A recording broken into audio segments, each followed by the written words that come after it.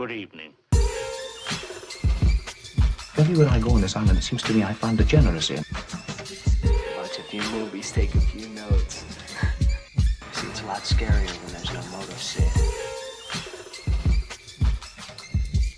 We have a bargain. Watch a few movies, take a few notes. Do you feel the pain? Well, it's the pain I can assure you will be exquisite. Watch a few movies, take a few notes. His entire work consists of violence, all the time, obsessed with the issue of violence. Mayhem, gouging out of eyes, autopsies on the stage. Come. It is time to keep your appointment.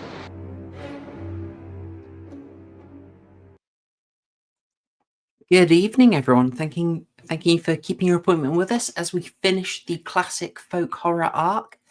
We are covering something that I'm told disappeared from common memory, not to the BFI apparently, Robin Redbreast, and then something of a perennial classic that I knew we would definitely cover when we delved into this theme. That is A Warning to the Curious. Obviously, we would have gone for some of the big names, the ones that feel like a kind of like gaping absence in the schedule. Obviously, The Wicker Man, Witchfinder General, but the thing is, we did cover them already. They are in the back catalogue if you want to look up the old streams. But I'll just note on The Wicker Man, I believe it'll be 2 years now ago, there was a 50th anniversary reissue. So if you want to get your hands on that, if you want to refresh your Wicker Man, you can get that edition of it with the brand new print transfer, extra features, extra commentaries, all that good stuff. So just figured I should mention that before we get into things. Trying a few things out tonight. I don't know if this is going to work at all, but I'm told by our good friends at YouTube that we can set goals for streams now. So I'm giving that a go. Why not? There is a goal, 10 super chats, to help me expand the proper horror library. What will I do for that? Well, with my limited time available, do I want to promise a stream? Maybe I could hint in the direction of a March edition of Only Correct. Maybe we could do that, bring the quiz back.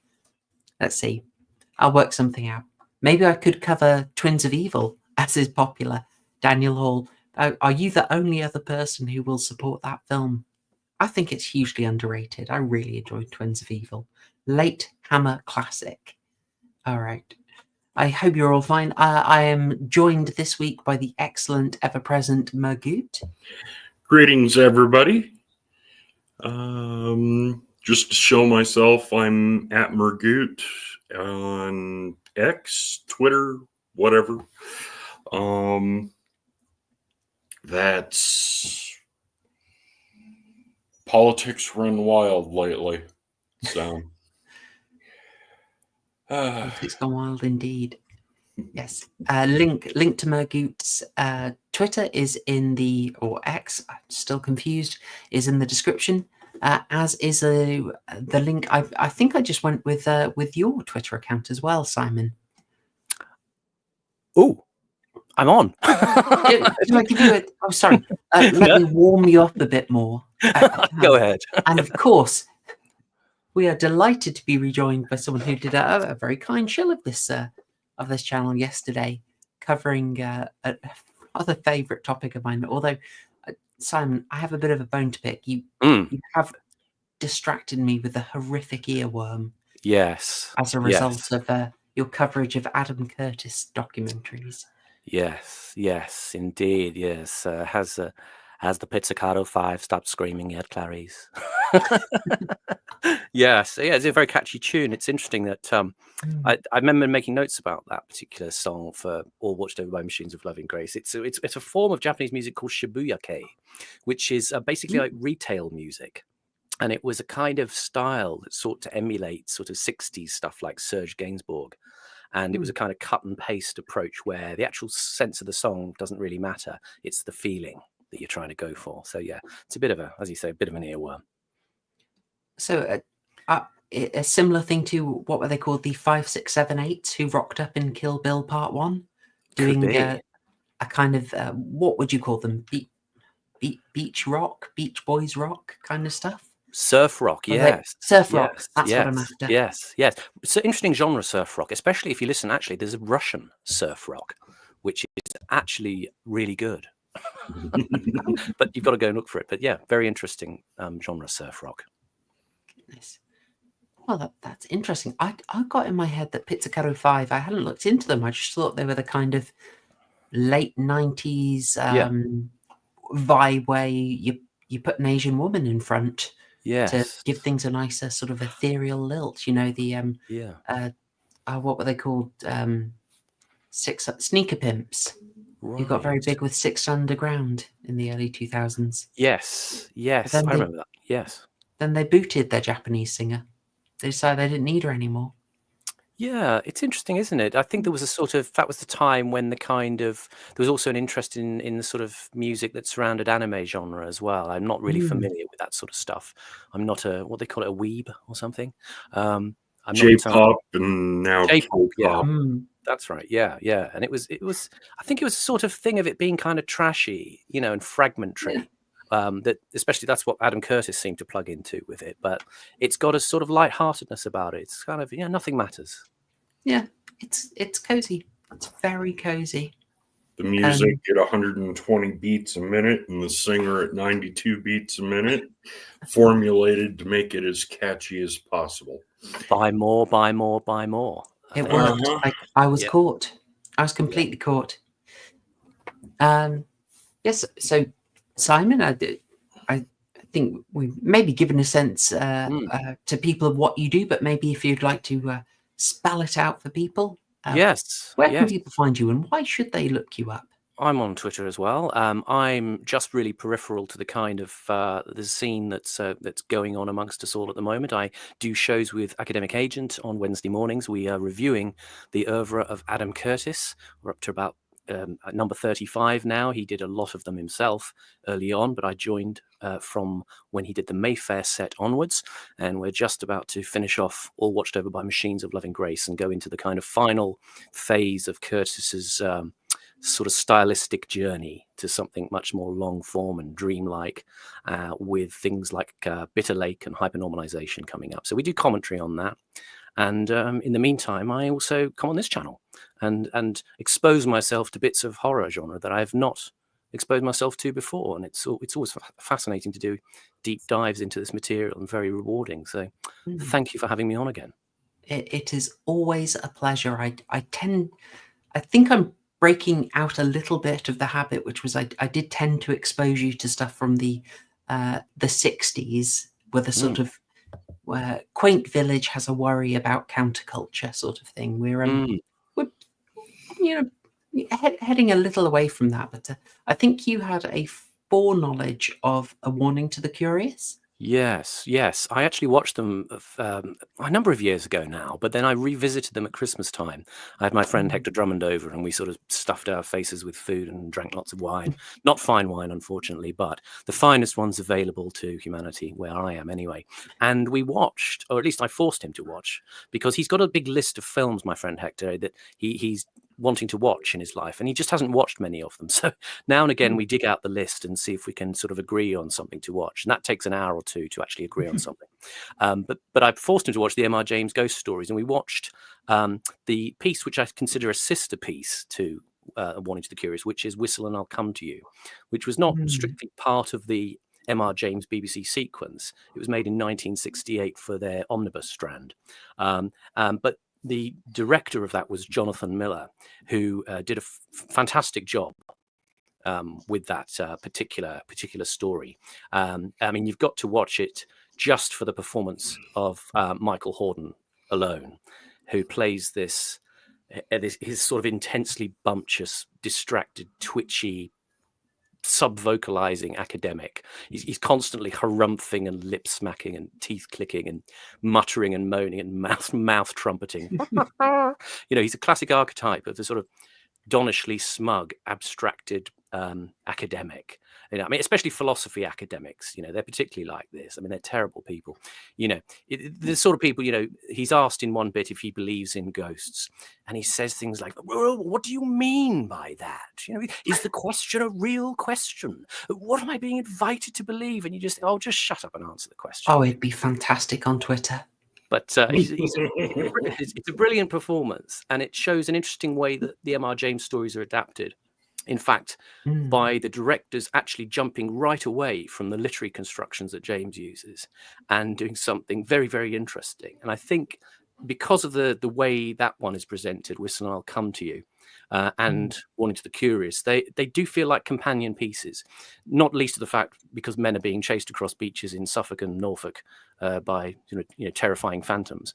But in terms of the sort of quests that are being involved in those, and we could talk about how all of that sort of comes together specifically. But I think you were going to perhaps lead us on to talk about the folk horror genre, maybe some sort of category identifiers at some point. And I mean, that's an interesting question, I think. Yes, sure. I found myself watching a documentary earlier. I figured I'd heard some not entirely pleasant rumblings about it from, I believe, a Mr. Tom Rousel, who is an academic focused on, I believe, Old English, Early Saxon culture. I could be wrong on that, but a very interesting chap. Knows his oats in that region, who was quite critical of the documentary. I think it's called Dark Woods, Bedeviled Days, etc. History of Folk Horror. I gave it an hour, and I was hoping I've got to say I lean into his interpretation that it didn't really hit on what I was hoping for. It didn't really define what was going on in folk horror, other than sort of pitching it at having a few elements. It felt very superficial. In fact, I was almost annoyed in the fact that they tried to tie it into Vietnam, that you were getting folk horror arising in the earliest is really, I would say, your 1966 The Witch is really getting bigger when you get into the early 70s. And they were saying that was something to do with Vietnam, which, I mean, when it's such a quintessentially British subgenre, it rankled a bit. I mean, maybe we can raise the Vietnam question, but to lay it out for people, and I really should do a graphic for this. What makes folk horror in this classic iteration, in this late 60s, early 70s British origin point of the genre as it finds itself, is a focus on nature. That is, nature has to be present. It has to be your scenery setting, people moving through it, shots of it, people surrounded by nature. You have to have a conflict with modernity. This is almost always someone coming from the city and encountering the rural folk and seeing the difference. That is almost unavoidable. Sometimes you're in the past, sometimes you're in the contemporary times, but that element has to be there. You will have a sort of horror derived from a conflict over sexual values, typically a kind of licentious wantonness. So the idea of sexual immorality, sexual desire breaking out with horrific effects. You will particularly have related to that concern over the youth, and there will be a clash with Christianity. So that is that's what I've identified. Oh, and one other element, actually. I think we kind of pinned this down last week, is what you tend to have in folk horror is an enemy that is a multitude. Usually it's a whole community. We worked out that sort of when you get into classic horror, with the exception of zombies, who make my work very awkward here in this example, it's usually your lone psycho, your aberration, Michael Myers, Jason, a Lovecraftian beast from the crypt breaking out. So that is, the darkness is the aberration and the light is the standard. In folk horror, it's usually a metropolitan, light, good person going out surrounded by darkness. That's what makes it distinct. I've done my own list actually as well. Can I add to Oh, what you've please written? do. Please I've do. got some sort of, maybe there's sort of ancillary to that, or maybe there are just an alternative reading. But there are various interesting sort of categories, and it's interesting to have Murgoot here to ask him about this in a minute. About, you know, we've talked about this is a quintessentially English genre, and I'm interested in a lot of sort of leftist cultural theory, you know, because it gives us these interesting languages to talk about the clash of tradition and modernity. And there's the sort of notion of the hauntology, which often is sort of tied very specifically to an English context, especially in places like Suffolk, where M.R. James operates, and this coastline space. And I'm interested in the ideas about where are the American hauntologies, and where are possibly the possibilities of American folk horror. You know, the Appalachians, the closest, well, the newest one that I know of that was really not newest. Pumpkinhead, if you've seen it, with Lance Henriksen. Set in the backwoods, and the city folk accidentally kill his son. He goes to the witch in the back holler that everybody avoids and summons the demon of vengeance. Then there's Southern Gothic, everything from the Key to Angel Heart. It typically involves Afro-Caribbean religions or strange inbred towns. If you've ever seen it, the short-lived American series called American Gothic, it was very good in that really, really creepy, where the whole town seems to be against a young boy growing up. Southern Gothic might be the closest if we're looking for a kind of iteration of a similar phenomenon, just because when you raised it, Murgoot, I thought Southern Gothic does have that element of like this unintegrated, more original culture that someone encounters. So that would have a lot in common with the model. Just before we go much further, I'm sorry to interrupt, but Daniel Hall's generously sent in $10 here. So just want to thank you very much. You're getting me closer to.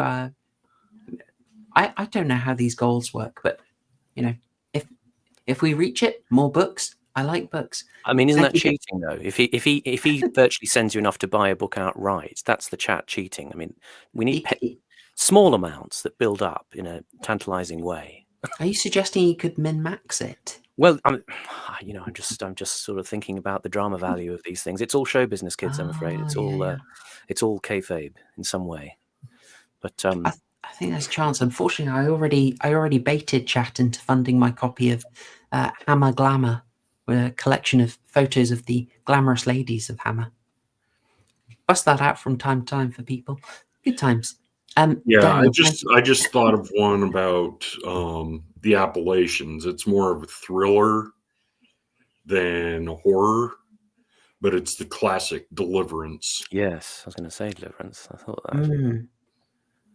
Yeah, fits the idea of meeting that unintegrated culture that's got a lot of ties to the old ways. Well, if I may, I'll thrust in some more sort of category descriptors. Sure. Just before we go further, can I just do? I just want to thank Daniel for sending in $10. Very much appreciated. Saying another 70s anthology drama from ITV rivaling Playfit today. Yeah. Bold claim, Fear.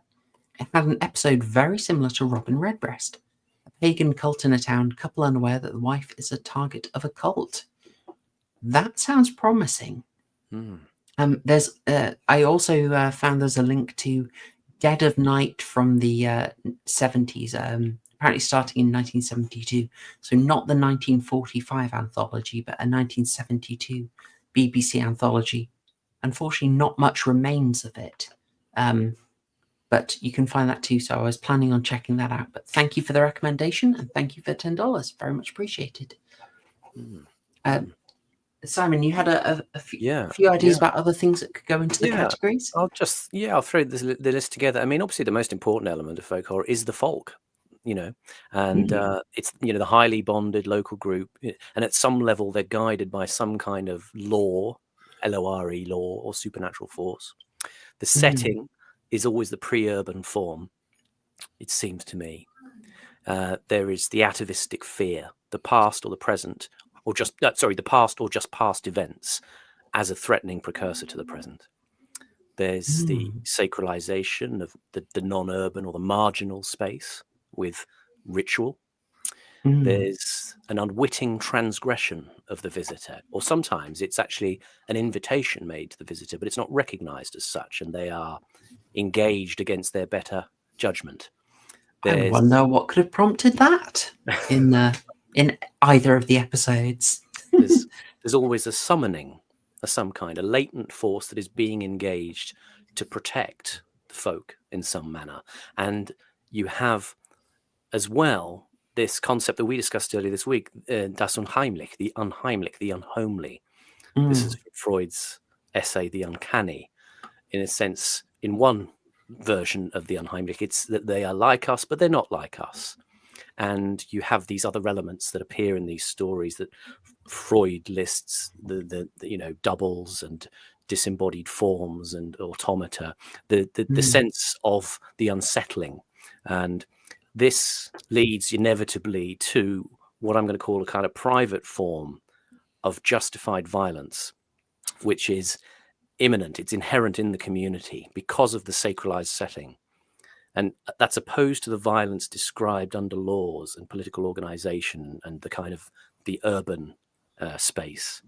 It's much more to do with concepts like, the popular concept in leftist cultural theory is the idea of the eerie, but there's also the concept of weird, and it's the Anglo-Saxon weird, WYRD.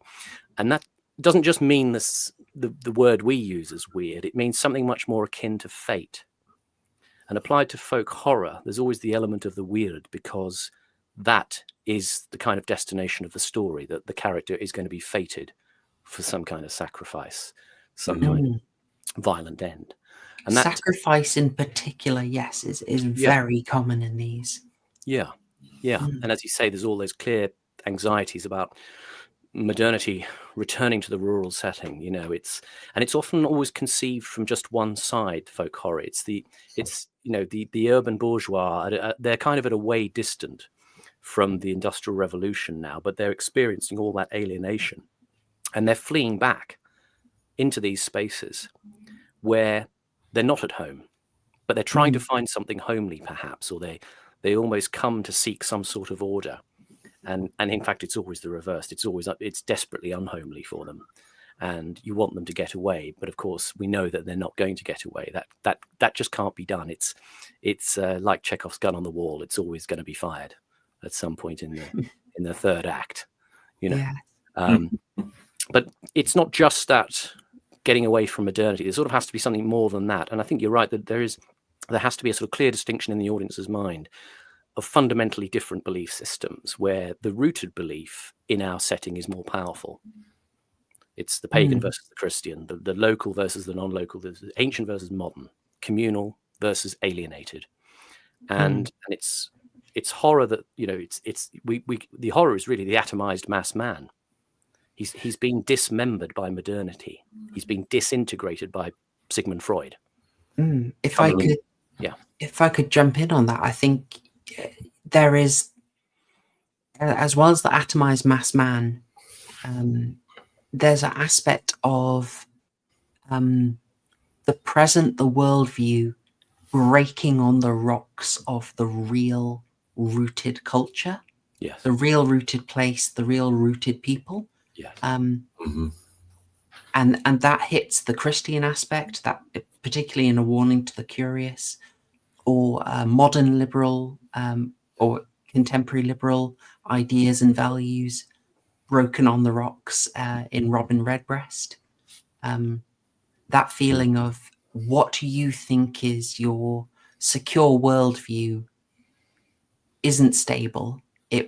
it's not going to last. It's going to fade, and this other thing is just going to outlast you. Yeah. Mhm. And it's perhaps a sense as well. I mean, I tweeted something not quite related, but sort of related early in the week. It was about the way the British. It was talking about how the British are generally frightened by overt desire. So our Mm. cultural tropes become things like sex comedy, yeah, Mm. or we focus on the idea of the Machiavel, yeah. Mm. The sex comedy, desire suppressed, the Machiavel, same thing again, but entertainingly so. Or we focus on characters like the asexual inventor genius, or the stoic gentleman explorer, or the spy, who's Or distant. the antiquarian, like Yes, in that's it. Yeah. The sort of the eccentric genius, the spy who's distanced by his clinical violence, the dedicated butler who sacrifices his whole life to do the job, repressed romantics, self-destructive, scathing wits, the yeah. people who are not quite complete in some way. We're Yeah, fascinated. that's why I'm surprised they've never done films of British author Ramsey Campbell's Goatswood stories. Really, really surprised because it draws in backwater folklore with Lovecraftian horror. I was going to say Campbell was he was a contemporary of Lovecraft's, right? One of the No, was he not? no, he Apologies. wasn't part of that. He really kicked off in the 50s and 60s. Lovecraft was long dead by then. Oh, right.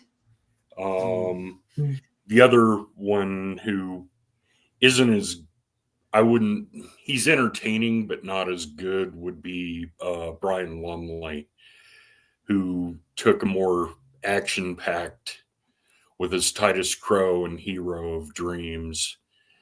But he's still interesting, but he doesn't veer into the folk horror. He stays strictly Lovecraftian. And forgive me, Murgoot, but if we're accounting this, I will once again point out you made a very good comparison between folk horror and cosmic horror. In that aspect that the threat is rarely overcome because it is effectively overwhelming, beyond the ability, the comprehension of the protagonist newcomer. It's the evil is the surroundingness, it's the omnipresent, it's the natural state. And the protagonist has a sort of brief window of sanity and light in that. And so those observations, I think, are really worth repeating for people. That's very particularly English as well. It's a kind of attempt to re-enchant the world, especially in Britain, because it's this sort of conflicted territory of the mind. And it's conflicted also between its own people, even, as you see in folk horror genres. That, as the sort of sense of the country becomes more sort of ramshackle and kind of interestingly textured through all of its decay and its dislocation by these historical forces, like we talked about with Blood on Satan's Claw. It becomes a kind of re-enchantment again, where both you've got forms of deep tradition, but also danger. So it's both alien and alienated, as well as familiar. And well, part of that, I believe, stems from the fact that the British, especially the English, have tamed their land too much, and people desire a little bit of wildness. Yeah. And it's right at the time now, I suppose, where it begins to emerge again, as the wildness is there, but it's wildness that's coming in to the country, so to speak. I'm reminded of a phrase from Patrick Keeler, who made a film about London. He says, the thing about London, it's so exotic, so homemade. It's that sort of terror as you're torn between, the culture that comes in and the one that's trying to sort of still breathe in some way. There was a last thing I wanted to just put in as well, and this is maybe a bit left field, but there was something about the violence in folk horror that it just triggered an idea in me, a memory of a thing that I came across. It was 20 years ago now. It was a book by an American leftist called Mark Ames, and he wrote a book called Going Postal. Yeah, you heard of that? It's the Yes. it was I the know phenomenon. the phrase. It's the phenomenon of workplace shootings in America that started in the late 80s as the Reagan era, increased to its height, its grip. There was a sense for the left that wealth was being drained off people, transferred, and working conditions were beginning to deteriorate. And Ames started to examine things like workplace shootings, and what he was trying to relate it to was to these were acts that were tied back in history to things like slave revolts, not just in the Deep South, but even in ancient Rome. And he compared how a lot of, for instance, corporate management stuff that was published at the time was essentially the same sort of stuff that the Romans were writing about how to manage slaves. You don't work them to death. You've kind of got to get the maximum out of them. You've got to sort of encourage them to identify with the interests of their masters. Yeah. But what Mark Ames was talking about was these acts of extreme violence that were going on, and they're very like I phrased about folk horror. That these forms of private violence. Yeah, they're not kind of the intensity of the folk horror violence is it's all off grid. It's all off the system. The police are never going to deal with this. It's never going to be sorted in that way. But it is this private violence. Now in our setting, it's different from what it was in the workplace shootings context. In America, it was the individual going in against the group. He was the aggressor.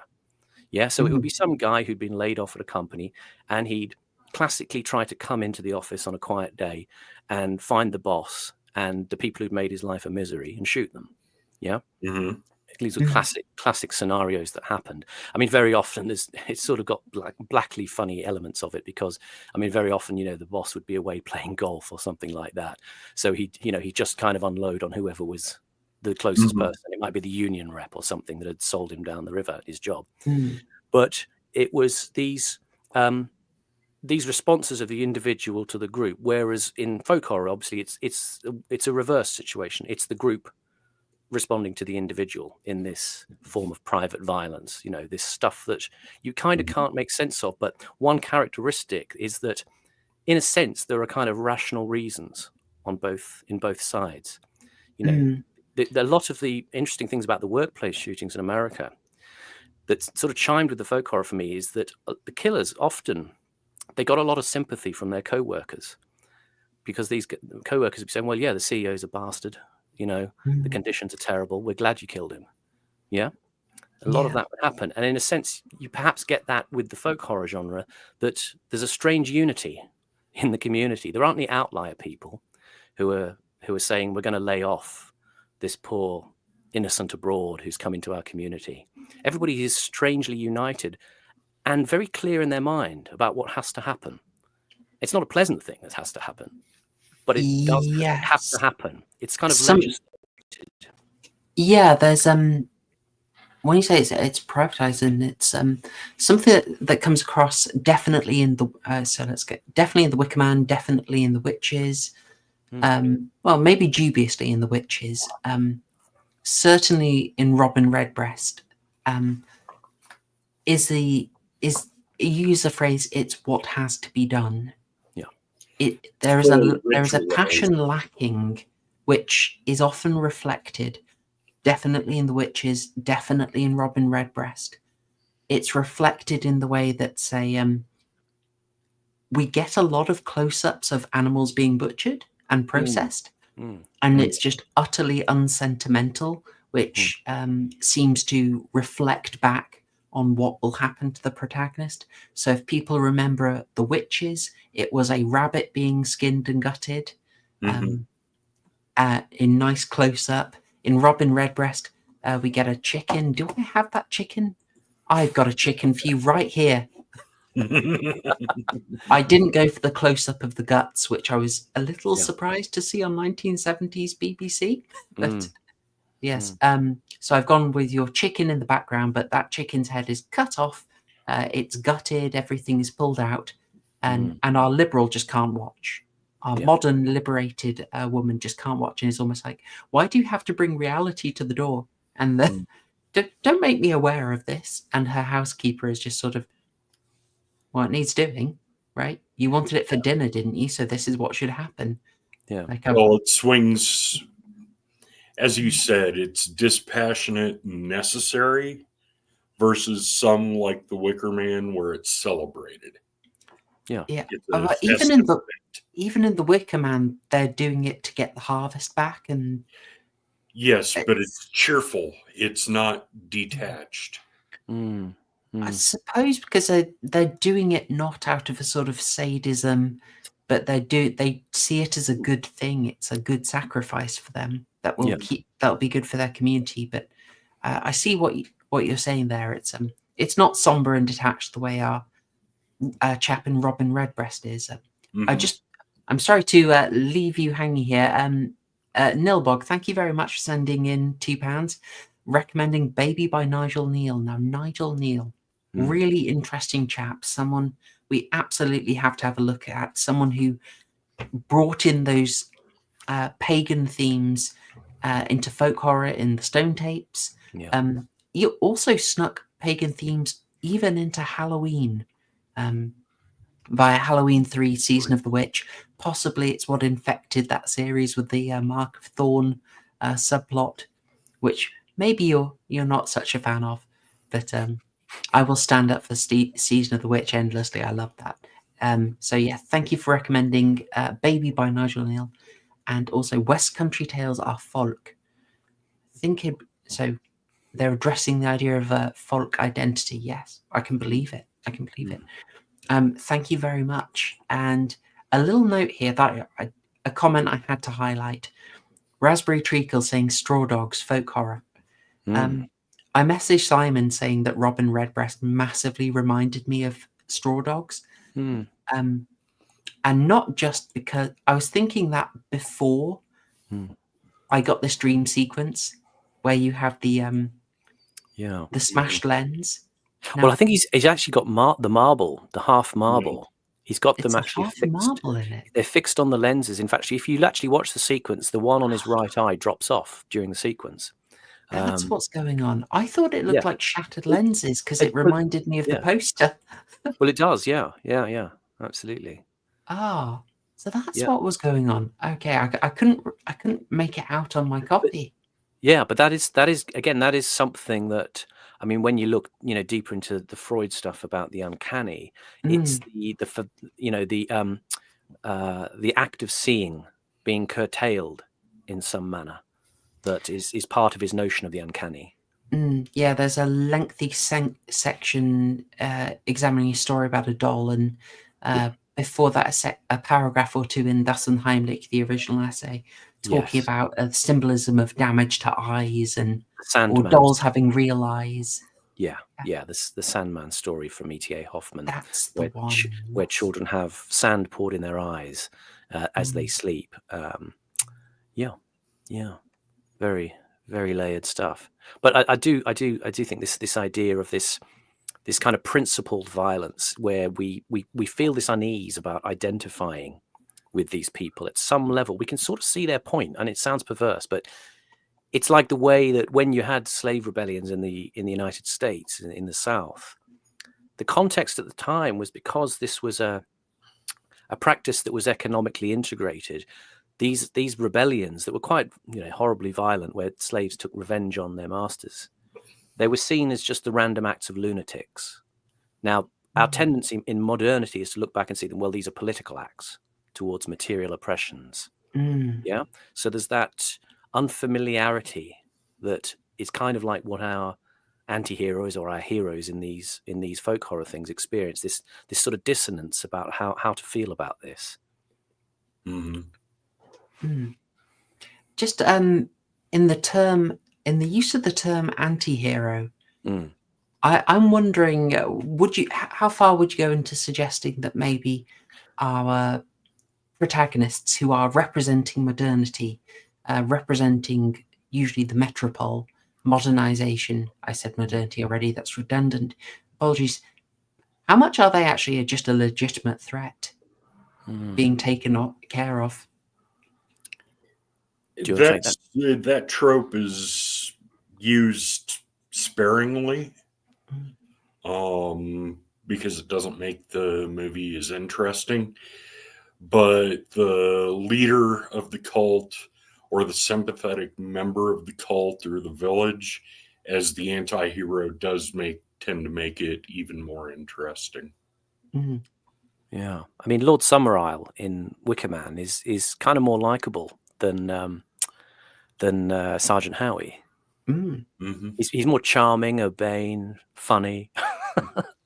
Yeah. But we're not meant to like that. True. I mean, Howie in a way is a threat. Like, he is the death of their community.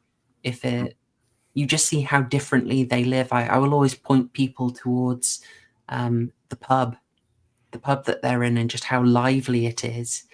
And if Howie gets controlled, that's gone. In fact, the film is somewhat cruel by showing a very Protestant Christian service that some people could say is joyless, or pictured as joyless, so that you sort of have the idea of that is what would be imposed on the otherwise fairly delightful community of Summerisle. But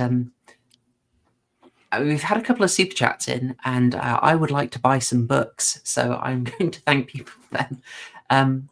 Waifu actually chipping in. Clearly, apparently, I'm allowed more books. This is delightful. Thank you for helping rig it.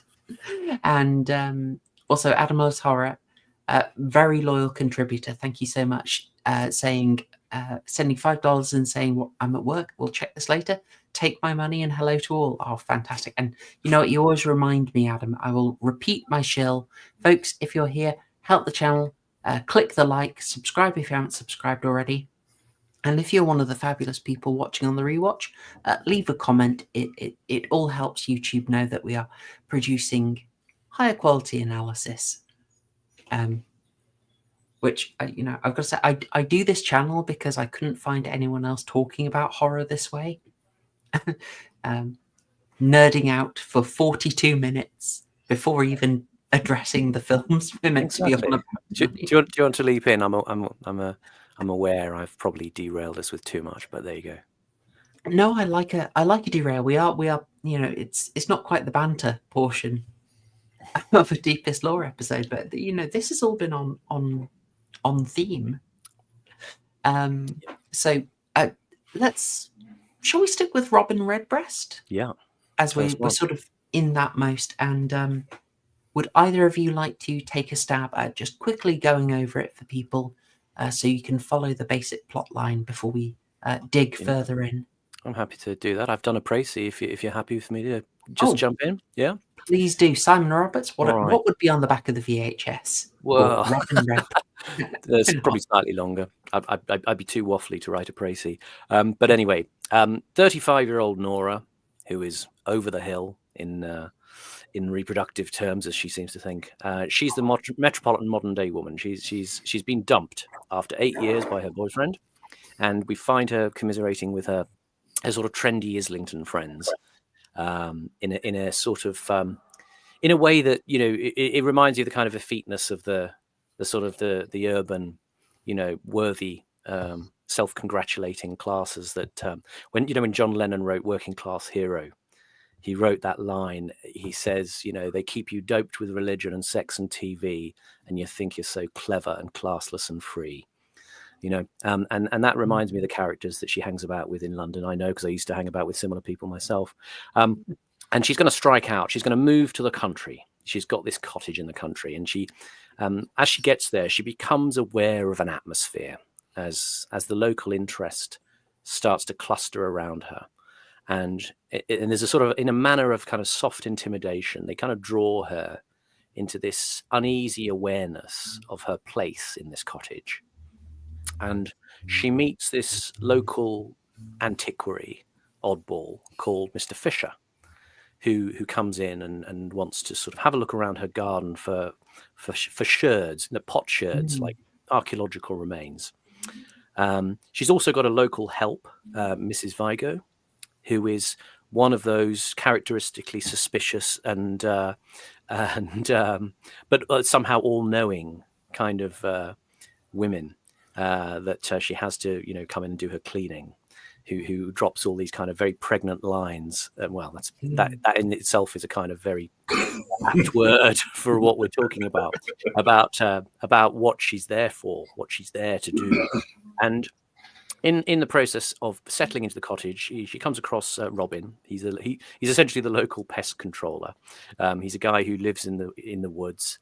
He's sort of he's like a handsome physique autist loner. And I've got him here. I couldn't get the best shot of him, but that's actually, funnily enough, the same costume that Sting wears in June. I'm sorry, folks. Sorry. Very, very similar. Very similar. And she invites him to dinner, and she's got an eye on having a bit of a bawdy romp, to use a sort of 70s phrase there. But she finds out he's very socially awkward, and as he leaves for the evening, and she's congratulating herself at not having jumped into bed with him, because he's a bit of a bore. A bird comes down the chimney and frightens her. And luckily, he's outside and rushes in, and they kind of fall into each other's arms. And, cut a long story short, upstairs, beast with two backs. And we find out eventually that she's become pregnant by him. And later, she sort of tussles with the idea about keeping this baby. Because, despite her modern ways, she's feeling increasingly entrapped in this situation. And she starts to be actually deliberately entrapped by the characters in the surroundings, Mrs. Vigo and Mr. Fisher, and there's the butcher, Mr. Wellbeloved, and a mute man called Peter, all of whom cluster around in various ways to stop her from getting out of this situation. So her phone line goes, her car doesn't work, her mail goes missing, and she's trying to contact her friends in London to come and rescue her, because she's aware she's kind of being fattened up for some dark reason that's unknown. Eventually, she and Robin are sort of laid siege to in the house, and she suspects he's got these sinister intentions, but then, we hit the shock climax of that. She faints, and, we discover what's happened to Robin after that. And then there's a kind of a reveal with Mr. Fisher at the end about why all this has happened and what the purpose is. I'm sort of not spoilering it at the moment, because we can talk about that. But she realizes that she's presented with a dangerous choice at that point, and she makes her decision as to what to do next. And it involves leaving the cottage. Yes. An excellent summary for a play that we'll delve into the symbolism, because there's some great stuff in here. This would easily deserve a rewatch. It's 76 minutes long. You can find it on YouTube. And I'm told it's something that had really disappeared from people's memory. I found reference to it in a BFI article all about folk horror. They have a brief clip of an interview with the author, John Bowen. And this was done for Play for Today. Bowen, I think, is being a bit autobiographical in this. Yeah. I should also note that this was broadcast in colour, but thank you, BBC. No colour copy survives. Yeah. Which is why we have the black and white version. But I think it benefits from it. I'm quite happy with it in its black and white look. It's quite pleasant. And as I was saying, John Bowen is a little autobiographical. For instance, they're actually in his house. That's where he lived. Yes. And well, he's that's a chap. Was recreated. Yeah, the externals are his The house. external That is is his what it house. looked like. Maybe let's get his the external again. And I think he had that experience of a culture clash himself. Just from a quick look at his Wikipedia, trying to work out what motivated him. He was raised in India. I will resist references to current cultural debates that will be tiresome upon rewatch. And This was around the sort of between the world wars. He was being sent back and forth, basically. So he's spending this time in a sort of cultural clash before he eventually, having served in World War II, is then returning to Britain and trying to settle and becomes a bit of a playwright. So he's got that knowledge of the cultural clash, that specific area, and another. Sorry, the fact that our protagonist Nora is a script writer is again a chap knowing whereof he speaks, and I imagine also he's writing what he knows when he covers the metropolitan liberals. Yeah, he's slightly adverse to her character. She's technically a script editor, and people have mentioned that it's probably the sort of character that he didn't particularly like, because they'd be messing around with his work. But the interesting thing is, there were real life events that were surprisingly closely mirrored. He did have, when he moved in, a schoolmaster came looking for potsherds in his garden. Apparently there was half a marble as well. And there was a local gamekeeper called Zach who was smashing, a wooden post in the woods because he practiced karate. There was a mouse infestation. And so there was a bunch of events which he just, used from his direct experience in moving into this particular place, which is actually in just on the edge of the Cotswolds in a place called Edge Hill. And we should also mention that, of course, the don't be too surprised that there's actually a murder in this, folks. That was also drawn from a real life incident. Yes. There was debate over whether the chap was killed as part of an actual abuse ritual. So the man was killed, dragged over the ground, the idea that his blood would reawaken the soil, refresh the soil. Other theories are that this was a kind of cover story for simply, a low-waged hedge trimmer who'd got into debts. Well, the other way around, actually. He'd sort of... this was about the murder of a guy called Charles Walton on Valentine's Day in 1945 in the village called Lower Quinton near Stratford-on-Avon.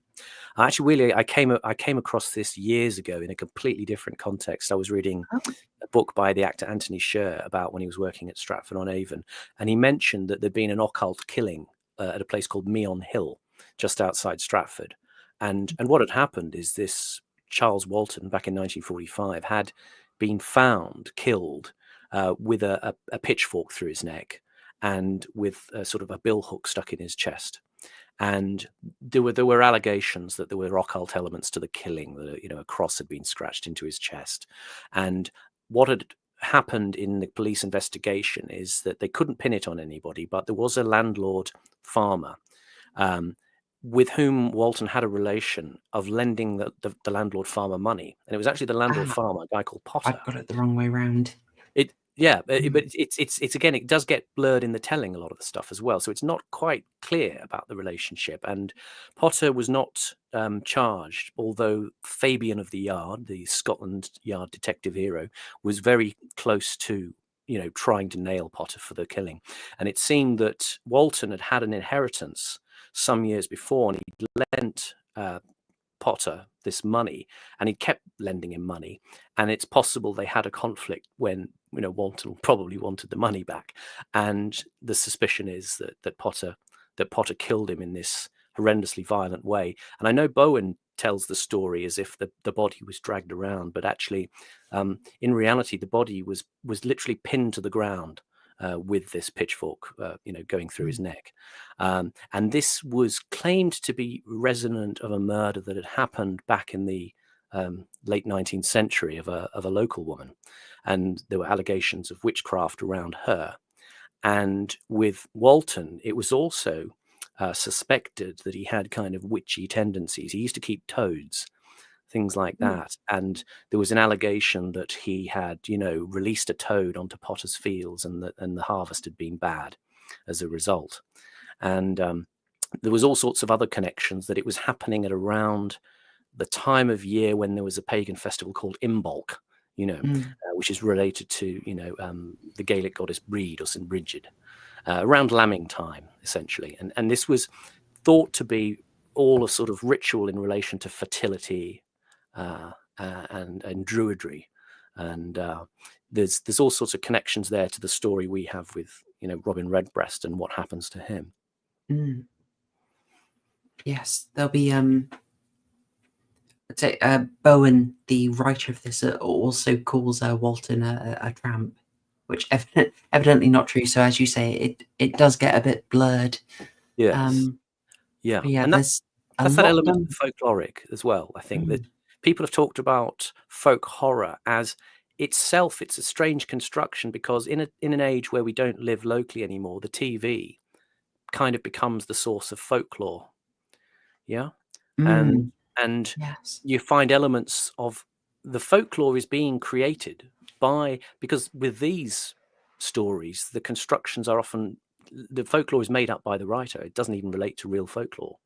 So there's this strange thing where when we go to Warning for the Curious, the legend of the Three Crowns is something that is made up by James. But people have found, doing research papers since, that people in the local area have started taking it on as actual folklore. Yeah. Can I pick you up on that? Because I think I don't want to just nod my. Sometimes I am nodding my head, folks. You can't see, but I probably actually disagree with you on that. And if I understand, so just in the idea of the news as a modern folklore, I just wanted to disagree because I would almost say it's the anti-folklore. What's the quickest way into this? I think because the reason I can't really watch the news is the way it kind of makes you like Sauron in Return of the King. You just up and your eye is just shooting all over the place. So that it's giving you a revolution in what was it, Burkina Faso a few years ago, and then there's an earthquake over in another continent, and your attention is made to zip around the globe, and then none of these things are brought back actually, and they don't matter. Versus, I mean, let's rephrase that. They are treated as if they don't in fact matter because they're all temporal. Your attention is on something really briefly, and then you are thrown across to the other side of the globe where something else is the new most important thing, and they aren't sustained narratives.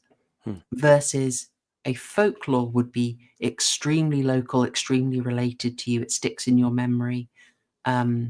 It's just repeated and repeated, and it's the fabric of your life. So that's why I feel like the news is the anti-folklore. It wasn't so much the news; it was the genre of folk horror itself in these kind of beginnings, as a televisual creation that I think these academic papers were going on about. Yeah, it's this it's the sense of it has its power through us being all kind of instead of being gathered around the hearth in some cottage somewhere out in the sticks. We're all gathered around the other glowing object in the room, the television, and that becomes our folkloric bard. And then it generates this sort of, in a sense, the folk horror has no relation to folklore in the same sense of its actual urgency. It's replacing something that we know we've lost, and becoming this alternative. And to the extent that people even begin to then blur the lines later and confuse the folklore of folk horror with actual folklore, and so you do get this interesting effect of connection to it, mostly because not because the ancient folklore, but because you can all say, oh, do you remember that the folklore in that show? And then you begin to transpose the folklore in the show into reality, and you think, well, there are the Three Crowns of East Anglia that because they're on the coat of arms of East Anglia, they must be real. There must have been a folkloric connection, but that actually doesn't exist in the way it does in the story. Right. I think I get you. So in a way, or yes, it's taken the place. So it's this national simulation of what should be a local, kind of similar, and it's got a vibe similar to the confusion around the Blair Witch back in the day, and the attempt to make that real, or the way like an advertising campaign made Father Christmas's outfit red. It's just like that has been broadcast, and that's become the law, even Almost though like it's the fabricated. Mandela effect, you know, the in the James Bond film. Yeah, Yeah. is she wearing Yeah. grey? That's become John first. Goris has a point too. Creepypastas have started becoming modern folklore. True. Slender Man and the Slender Man attempted murder, Yeah. True. True. where it became two schizophrenic girls started seeing Slender Man and worshiping him and wanting to live in his residence. And Slender Man, who's made up, became a thought form to them, almost a tulpa. Yeah. I mean, I sorry, feel you I go. should mention a lot. If you want to see horror films addressing those ideas, there is The Empty Man from 2020 and a little older, Wes Craven's New Nightmare from, I believe, 1995. Both address this idea of, from an interesting angle of whether it's a fear that bubbles up into a folk representation of kinds. Yeah, and there is a kind of lineage in the way that, you know, when you heard Bowen talking that story about Walton's murder and the body being dragged around the ground, of course that didn't seem to be a feature of what actually happened, but you know, he creates his own folklore there. But then that does become a lineage of the story of Robin Redbreast as well, that you have elements where Bowen is saying he based it partly on the Bacchae, the story from, I mean, I think it's Euripides who did the Bacchae, about the king of Thebes. You know, he disses Dionysus, and basically Dionysus followers all, you know, get in there and do him over.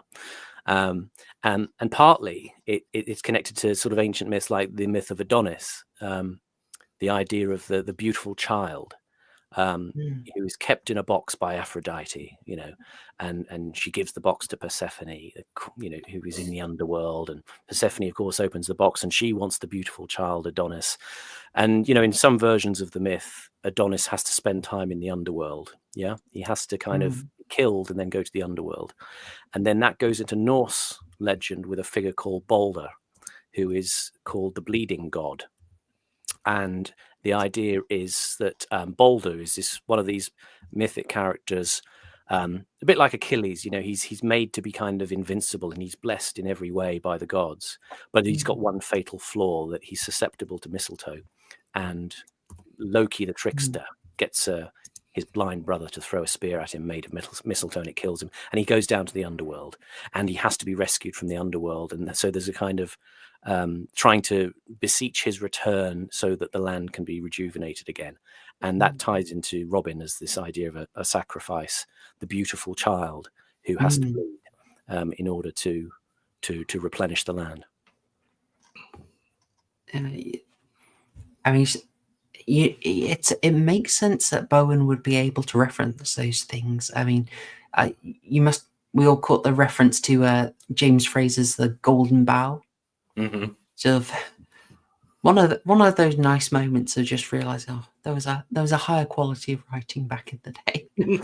Well, this chap thought, oh, I've done my research, I'm putting it in there. But I like that. So I'm not surprised he's aware of that. And some of the there was a lot of other interesting symbolism thrown into Robin. I think I probably should use a different shot of him. I'll go for this one of them conversing. This may have been unintentional, but do you notice how Robin's all around Nora's house and keeps checking? He's always checking the door, right? So whenever there's a noise, he's instantly there. He's opening it, checking. And I just thought, well, that reminded me of Robin's being so notoriously territorial. Like he's made it his place, so he's instantly there, like checking his territory constantly. I thought that seemed deliberate to me. Yeah. And there's always these shots of him like appearing in the garden, you know, in the way that one notices a robin comes into the garden now and again, you know, you sort of, and they're seen as a kind of an omen bird in some way. Yeah, it's another potential. I mean, the house we should mention is referred to as being the place of birds in the old tongue by the excellent Mr. Fisher. Just instantly a lovely moment that lets Nora, who would be used to thinking of herself as very sophisticated, very well read, it's just a subtle way of alienating her, sort of letting her know she's out of her element. Yeah. And I wondered if this is possibly a big reach as well. I don't know if you had a similar reading of it. You're asked multiple times about this marble, this half marble that she's brought into the house. And the idea that you would just see it and bring it in is remarked as kind of unusual by the villagers. Robin himself isn't sure about doing it, but she just does. It made me think of it almost like a magpie thing, like that idea that she's brought it into her nest. Yeah. Well, it was basically, wasn't it left on her windowsill and she just brought it in the window and kept it as a curiosity? Yeah. Yeah. It's a sort of prompting object. It sort of symbolizes, it seems to, I mean, I think, to be honest, I think kind of, Dr. Freud is all over this production. And there's all sorts of interesting things about it, but it is a kind of symbolic, it's like a symbolic eye, but it's also a symbolic, embryo in some way as well. It's some shiny thing that she holds on to. They have that exchange in the living room when, Robin's come over for, I think, his first, chat to her, and she asks him about this marble, and, she repeatedly questions him, saying, would you bring it inside? Would you do this? And it feels like a deeply metaphorical conversation, and he says, well, no, it's no use to anyone, but then I'm not a woman. And she kind of gives him a seductive, Saturday night MILF look, saying, no, you're not. It's a kind of metaphor for sexuality at some level, or some sort of sexual desire. And it reminded me a lot of a classic, what they call a relational psychology test that I had administered to me like years and years ago. That I had a sort of, an IQ and a personality profile thing. And one of the elements is a relational psychology test where you're given an imaginative scenario about you're walking in the country and you're walking with a person, that you strongly have strong feelings for, or you identify with in some way. And then you come across an animal, and then you come across a house, and it asks you about all of your reactions to these things. And one of the sort of elements is you find a cup. Yeah. And you're asked questions about how do you relate. You've got to imagine this cup. What is it? Is it like a styrofoam cup, or is it a metal chalice? What is it? And the questions and answers, the answers derived from that are used as sort of psychological interpretations of your attitudes towards, your the way you're conducting your life, your sexuality, all sorts of things like that. And so these objects kind of become little means of sort of inducing you to tell something about yourself. It's a reveal in some way. And the cup in particular, in those kinds of relational psychology scenarios, is often to do with your attitude to the person you're with. What do they represent to you?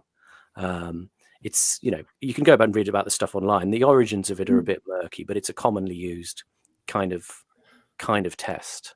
And it feels like there's elements of that kind of haunting this particular production that Mr. Freud is watching. I mean, we might go on and hit the things I'm thinking of in particular, but that was one element of it that seemed that object was not coincidental. It is a metaphorical object. It's what it seems to represent to her. It follows her around. It's her womb crying out for something. It seems. Well, yeah, it could be. But also, temptation. She saw another pretty thing out in the woods and couldn't resist bringing him home either. Yeah. Yeah. I just we'll go further. I'd saved a specific screenshot of a thing that I absolutely loved, and I just wanted to mention it. Just having an absolute giggle about the metropolitan liberals, reading about her situation and saying, oh, I hope she hasn't taken up drinking. As she's knocking back a glass of sherry. I thought that was deliciously observed in the kind of... We said repeatedly that folk horror is normally written from the perspective of the metropole, fearing the rural or externalizing fears about things they are observing, usually social breakdown in the youth, and pushing that out, transposing it to the countryside and saying, oh, it must be awful having that happen all the way over there. Yeah. I thought this had that idea as well, the sort of condescension, the sort of, well, how could the city be working, you know? Like, oh, it would be terrible if they started drinking out there, you know? We can handle it, of course. Yeah.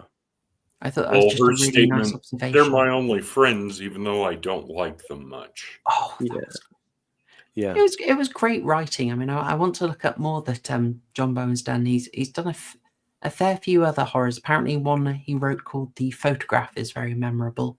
Yes, and he continued this character of Nora from a previous story. It might have been The Photograph, actually. I'm not sure. No, it was The Birdcage. It was a novel he wrote in 1961. She was kind of in her relationship in that novel, and he just decided to recycle the character.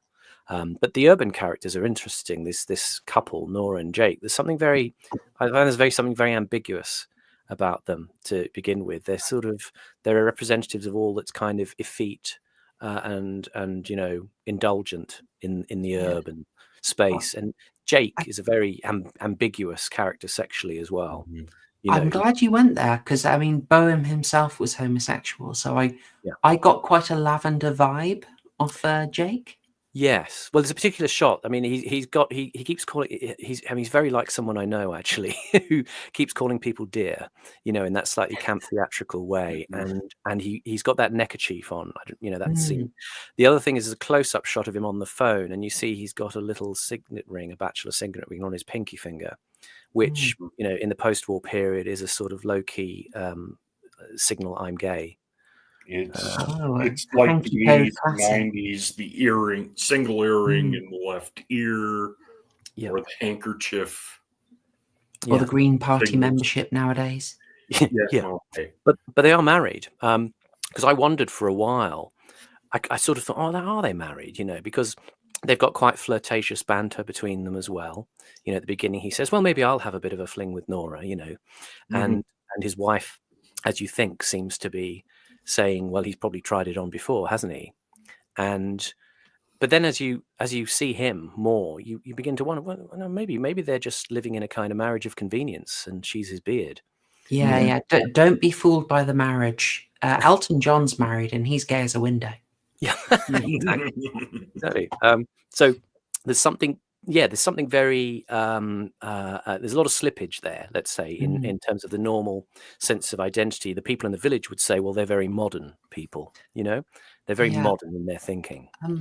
On the modernity, actually, there was something about the breakdown of her marriage that I really enjoyed, and I thought was very folk horror, is that she points out she had been living with her partner for 8 years and never married, and in the village she throws out a bit of, I suppose you judge me for that, like she's quite aware of it, that actually that way, which I think, I mean, I can't say for certain, I imagine would have been noteworthy in the 70s, seeing as she remarks on it. I mean, no one thinks of it now, but in the 70s that was clearly enough to mark out, and you get the feeling she is insecure about it, because this is the metropolitan liberalism, the modernity, running into the rock of the old ways, and she's become uncertain about it and insecure about it. Do you think that's fair to say? Yeah. Well, part of it's also they seem to be making every they seem to be purposefully making her uncomfortable and paranoid for some reason. Yeah. Maybe it's just because she is a modern in a rural village, and they're probing her and making her very, very, very uncomfortable. Well, I think they probably wanted. Well, my guess is they wanted to make sure she was driven to the other outsider, Robin. Yeah. Mhm. You know, the whole, oh, you've got rats, you've got to go up and see Robin. Yeah. And driving them together, hoping they would, facilitating their dinner. Yeah. Yeah, facilitating the dinner as Miss Vigo is, and then also presumably she's the one who steals the diaphragm.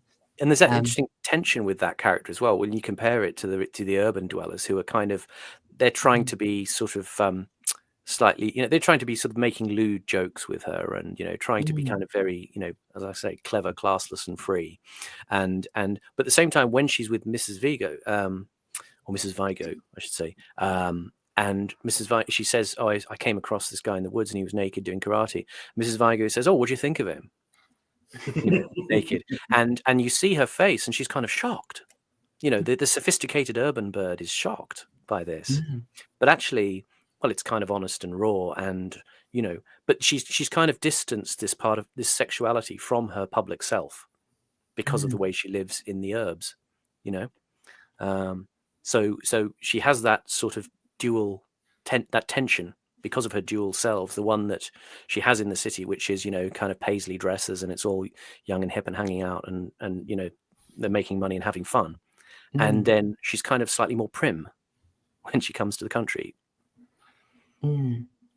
Yeah, she tries to how can I say, she tries to do the city ways to her a bit. She'll pull rank on Mrs. Vigo a bit. Mrs. Vigo. I'm getting it wrong. And it just doesn't work with her or Mr. Fisher, who, they're polite, but they, again, they do what needs to be done. So when she's pregnant, she basically tries to send Mr. Vigo away. Obviously, Miss Vigo has her own reasons, but she's like, no, I'll keep coming. I'll come to the house every day because that's what you'll need. Yeah. Just as she's, gosh, I mean, there was so much in this scene in particular, which is why I got the screen cap from it, but that matter-of-factness, that sort of, again, raw nature, all the niceties have to come off. If you want the chicken for dinner, she'll take one, wring its neck, cut it, and then process it right there. She's not going to give you the sort of cozy, polite version of picking something up from the supermarket. She's doing it there and then. And the phrasing she uses about the chicken was amazing. Just it, like, the chicken went broody, wasn't producing. Yeah. No good to me. Yeah. Like, that's just so frank, so pragmatic. We had to wring its neck, cut its throat, and hang it up. And of course, Nora gives a bit of a look there. Oh, are they planning this for me? Yeah. The comment about, well, why didn't you just have the butcher do it? Well, he'd have to hang it overnight, and that destroys the taste. I was like, okay. The other thing, a bit off topic, showing modernism versus the rural, is, what are you doing? She turns on the garbage disposal, the aerator. And I didn't think that was a British thing. I was kind of like, no. She's ultra modern because she has an American style convenience built into a rural home. Yeah, that did really stand out, because this is exactly what I thought.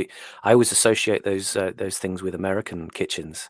I mean, sure, people have got them, very rich people here who've got those sorts of things, but it's the sort of thing it wouldn't be allowed in England because, as she says, you don't put your hand in it. And of course, we can't have anything dangerous in England. So we're not allowed to have a kitchen disposal unit. But there's an interesting thing about how Alba told me they've got to go too.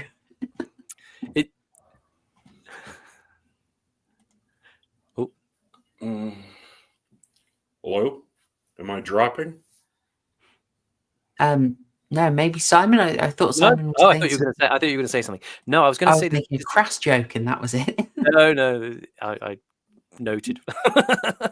No, the interesting thing about that waste disposal unit though is in the first scene with Jake and Madge, you pick up elements about her that she's kind of a girl of humble origins. Nora, Oh. she sort of takes a thrifty approach. She hates waste.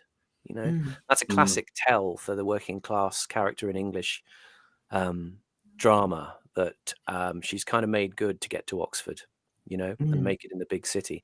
But then it cuts straight to the scene where she's got the waste disposal unit. You know, so there's suddenly the sort of the attitude has changed between the urban and the rural in this. Yeah, it's her comment about, well, you can put the soft things in, but you can't put the bottles or cans in. I'll put them in a bag and walk them to the bins in the town. I was like, wow, okay. Yeah.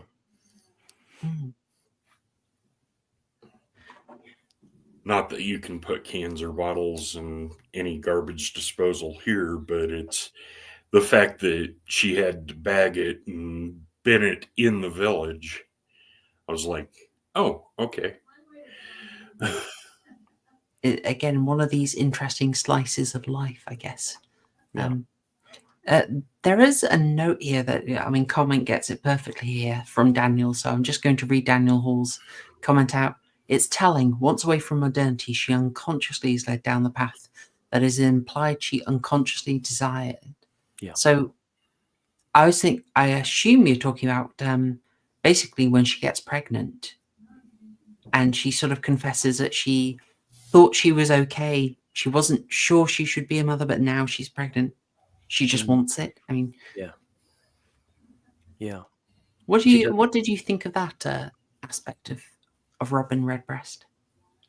Well, that's the thing, isn't it? She gives that kind of the classic kind of anguished, oh, I'm getting old, you know, and now I've got this chance to sort of have something in my life kind of moment with her speech about, you know, but again, she's very clear that he doesn't kind of have any kind of say in it, Robin, you know.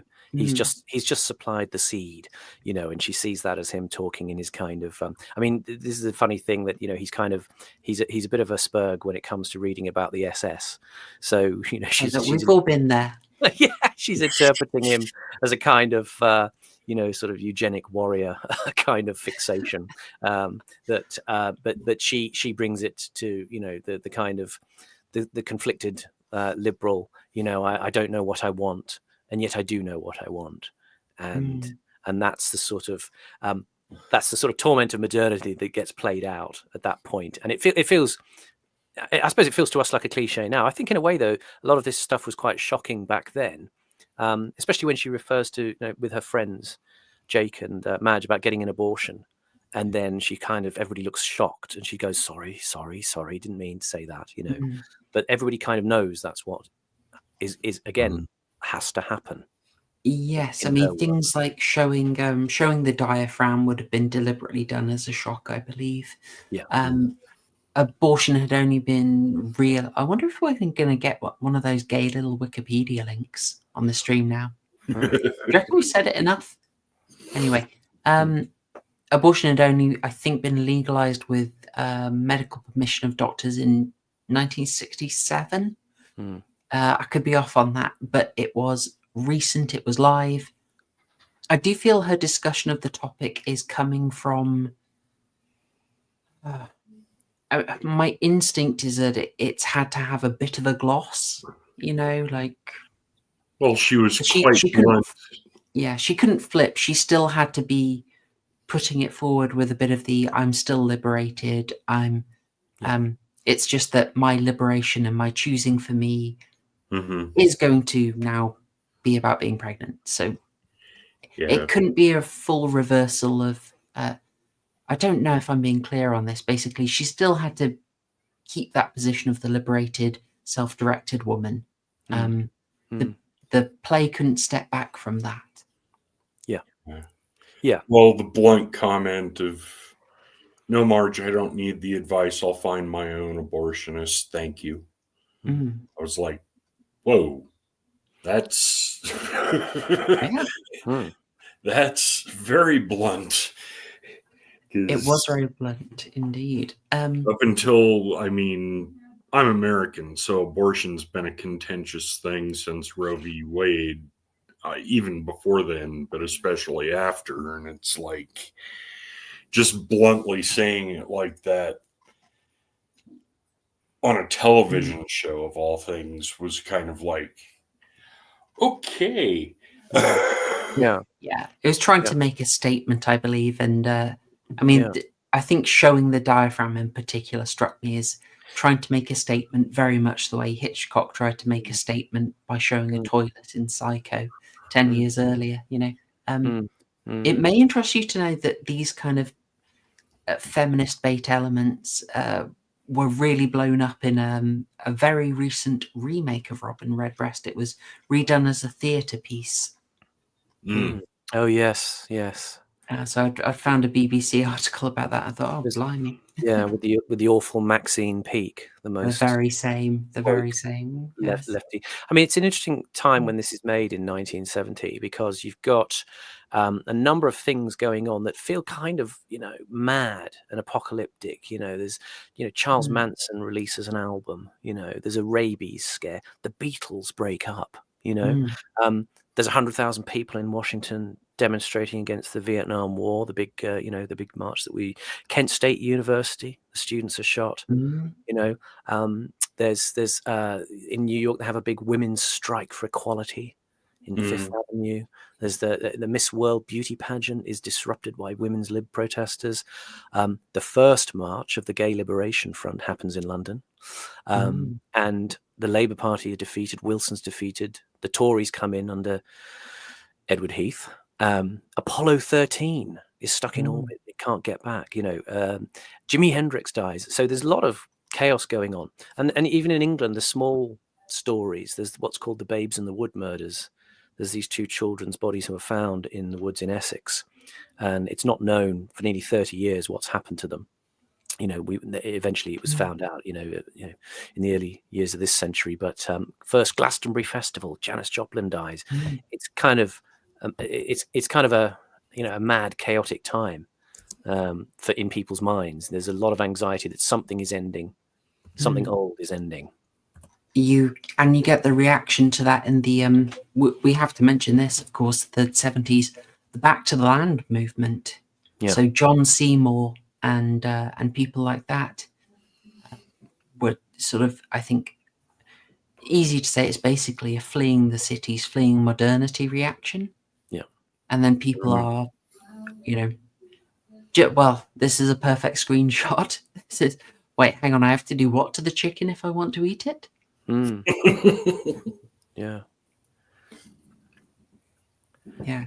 So all these elements, I think, do represent a need for security. And the turbulent time, and of course, all the upheavals you mentioned, I think especially Kent State, explain why we get a particularly strong wave of horrors focused on like youth rebellion in the 70s as well, which obviously meshes very well with all this stuff. And even the framing that we have, I'm not saying it's done heavily. I don't think it is, but this is kind of the early stage of folk horror in one sense, that it's beginning to form as we watch this drama. It's not a cliche by this point. It's being explored. And you have this interesting background context. I mean, she mentions, Nora, to her friends about, you're getting all this kind of, witchcraft rituals and things that are happening these days. Yeah. And there's a very interesting documentary, actually. It's called The Power of the Witch. If you go on YouTube and find it, I mean, it is quite hilarious. It really is funny. But it was done by Michael Bakewell, who was married to Joan Bakewell, and it was an exploration of kind of lifestyle Satanism in the 70s. And it was like, the way people might be talking about a drug addiction or something. It was this hysteria that was, look, ordinary people are indulging in witchcraft at the weekends. Why are they doing it? And it was talking to all these. They started off with talking to this little bunch of people who were into witchcraft, and one's like, oh well, I'm a secretary and I'm an antique restorer, I'm a crane driver, and you've even got your neat youth there saying, oh this is just something I'm doing, and there's an exploration of all these weird and wonderful characters who are, it's really been treated as a serious it's like a drug addiction problem or something. It's a fashionable thing that's happening. Well, everybody's a witch now, and they talk to people like Doreen Valiente, who was a very famous English Wiccan. And there's some just unintentionally hilarious characters in there. You've just got to watch it. I'll put a link up later. Okay. So it was a mix of LaVeyan Satanism, they mentioned Gardnerian Wiccanism, and Crowleyism. Yeah, The Power of the Witch from 1971. I mean, it's almost like a Monty Python parody. I mean, there's a character in there called Molly Moncrief, and she just looks like John Cleese in a wig, And there's another lady called Eleanor Bone, and she's like a female Kenneth Williams. They're really funny odd characters. Oh, and now you've sold me. There's a great one called Captain Barry Irons of the Church Army, and he's a sort of, he's a sympathetic figure saying, well, the people are doing it for the kicks and the drugs and the sex and all this sort of stuff. But this is a background, like we talked last time about the kind of Dennis Wheatley sort of atmosphere of, kind of pulp witch fiction. But there was also this movement towards gaining, like you say, back to the land authenticity, and Wiccanism, especially by people like Valiente, was being framed as this kind of legitimate pagan response to this baffling, terrible world. But do have a look at that film. It is very funny. I have to see this Kenneth Williams lookalike.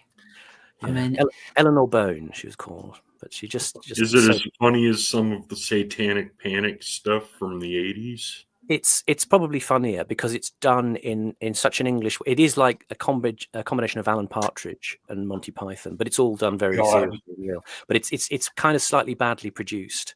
There's all sorts of funny vicars and things like that in it as well. It's just hilarious when you look back at it now and you think people were kind of worried about this stuff, But they interview actually the Charles Walton, who we talked about, who was murdered as inspiration for this show. They interview his niece in that. There's a little clip in there. I'll post a clip of that up as well because that's quite funny. He asks, oh, do you think this was a sort of occult related murder? Oh no, they're not like that round here, kind of thing. Excellent. I want to say thank you to Inbred Duck for sending £5 in. Very much appreciated. Talking that this film illustrates the theme of free will. So Nora and Rob are given clues, yet they both go along. If one gives consent, then they cannot complain when things go wrong. Yeah. The Wicker Man hit a very similar thing. Like the sacrifice has to be willing for it, has to follow the trail to an extent. Yeah, they both do. What do you think about that? Were they led along? More pushed in this one. Well, she was unwitting.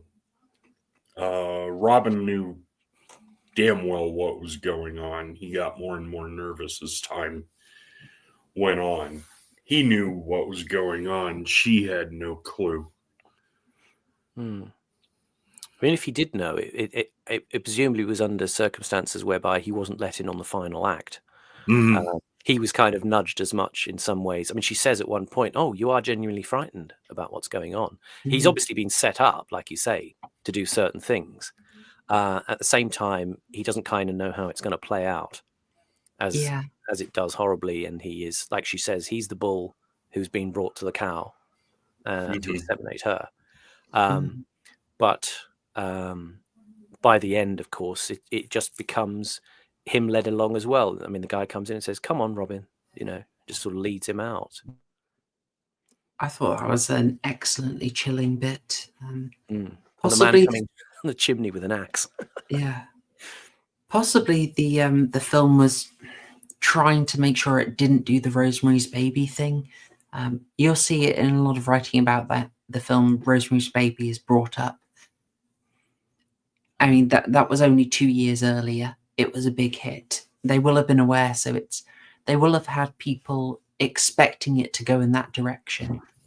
So it's an extra efficient rug pull. But yeah, I think it does kind of works well with some of the metaphors about being back to nature. So just being seeds being planted in furrows, or a bull to a cow. Once a bull's served its purpose, Yeah. Mm-hmm. Yeah. people can be very pragmatic about them. Yeah.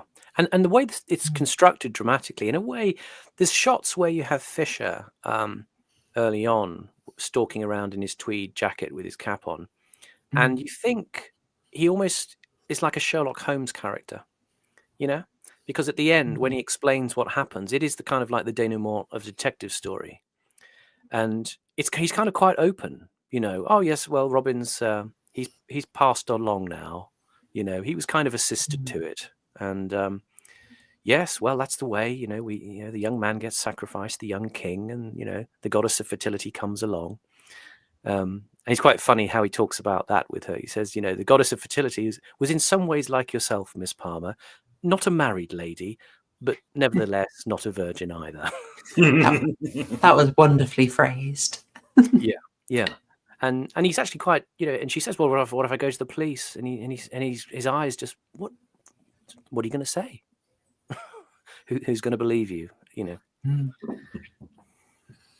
I would, mindful of the time, I might move us on if I can, but just a question. I suppose we are talking about something that is a horror. Did this send a little shiver up your spine? Like, did you find this unnerving, particularly in the end? No, this one was predictable for me. It was almost dull in the execution. Yeah, it does all signal itself kind of coming, and actually the interest in a way is her confliction as a character, and how she works it out as she goes and adjusts. But everybody else seems like a figure, on a chessboard being pushed into place, and she's just confused by the inevitability of it and the savagery of it, and so yeah, it does have an element. It's kind of unsettling rather than horrific or terrifying. But that seems to be part of an element of the softer end of folk horror, I suppose. All right, I'll be the odd one out here. I found it very effective in the end. The as I said, it reminded me of Straw Dogs. That sort of the effectiveness of the house under siege, and a doubt over how trustworthy young Robin or Edgar was actually. But the switch to him being the sacrifice, I really liked. I did feel it was affected a little bit by the medium, that there's a limit to what they could do, but then just it being off screen and just audio based, I thought helped land it quite well. So but the unnerving stuff worked a lot better. Just Fisher's unsentimentality and the setting up of all of this as a cycle. All of that as a cycle, and I think it bolstered the folk horror theme of her values have smashed up against the rock of tradition and the folk culture, and she can be upset as she likes, but this will go on forever. And she can play her role in it. She can take her place, or she can run off again, but this will continue. Okay. Did you want us to give our ratings on this one? Yes, please. I think that's probably a good time. I mean, I think we could, unless there were other specific observations. I don't want to. I don't want to cut anything off too much. I've enjoyed discussing this stuff. It's been great. I'm just mindful we have another episode to cover. Yeah. I'll just go straight to it. I'll just give it a straight. It's out of 12, isn't it? Yes, we use an out of 12 score. Yes. I will give it a straight 10 out of 12. because I think it's key and elemental to a strand of the folk horror genre, which may seem to us, as I say now, cliched, but then originating concepts often do seem cliched years later. It's like you can't watch a Vietnam War film like Platoon or something, and you end up thinking, oh, it's full of cliches. Well, it's where the cliches came from. So that's always the thing you have. You've got to remember that it's the first time, and it's limited by some studio production, but I think it's exceedingly well done for a film with a small budget, as it would have had. So yeah, I think it was. It does have a great tension in it. But as Murgoot says, I think there's something that about its predestination that doesn't give us quite enough of the terror that we might have with A Wicker Man, for example, which it did inspire. Yeah. For me, it's a 7 out of 12 burgers. I was kind of bored by the talk and kind of annoyed by it, especially the dinner conversation that just seemed to go on forever. And I really wanted to slap her friends. No too many people like that. We all want to slap her friends. That's what they're there for. Well, they were insufferable. I think it would have been better if it would have been cut down to 40 minutes, get rid of some of the talk. Some of the scenes did set up nicely in some of the symbolism, but not enough for me to raise the score higher. Like I said, I found the ending boring. I mean, reading myths and legends from all over the place, it was entirely predictable, and I felt no real tension aside from, like I said, wanting to slap her friends, and the conversations were just dull. We have struck out with you on this one, alas. So 7 burgers. Oh dear. Well, it's watchable. You need to watch it at least once, but it's not good enough for a rewatch for me. Okay. I think I'd say the script rather worked for me. I felt the direction was a limiting factor. Just budget, set size. I wanted more competent direction. If they'd want to push it in more traditional horror routes, they could have easily done that. But I suppose, how conventional do you want it to be? It is trying to stand out a bit. So I was a lot more forgiving of it script-wise. It's just the shooting style here, I think is what lets it down a bit. I think there's a lot of interesting character work I'd want to pick up on again. I mean, quickly on Rob, I think as funny as it is, the fact that he just starts Irving posting to her on her date. It's a bold strategy, Carton. Let's see if it works out for him. Yeah. As much as we've all been there. I thought that you can think there's a reason for that. Like he's tall, he's in peak physique. Basically, he's kind of compensating for the fact that he's grown up as an outsider and everyone treats him as an outsider because they know what they're going to do with him. So he's found a sort of psychological refuge in that. And I thought it's all nicely unspoken stuff. It's good work. It's good work. Or John Bowen just wanted to get a very fit lad in trunks. He did have one funny line, I have to say, because he is kind of like a himbo kind of character in some respects. He's kind of one up from Rocky in the Rocky Horror Picture Show, but he's not too advanced. But he's sympathetic in many ways because he is broken somewhat, and But he did have one funny, insightful line which was just shone out. He said when they're in bed, he said, I expect I missed the psychological moment to move things to a more physical plane.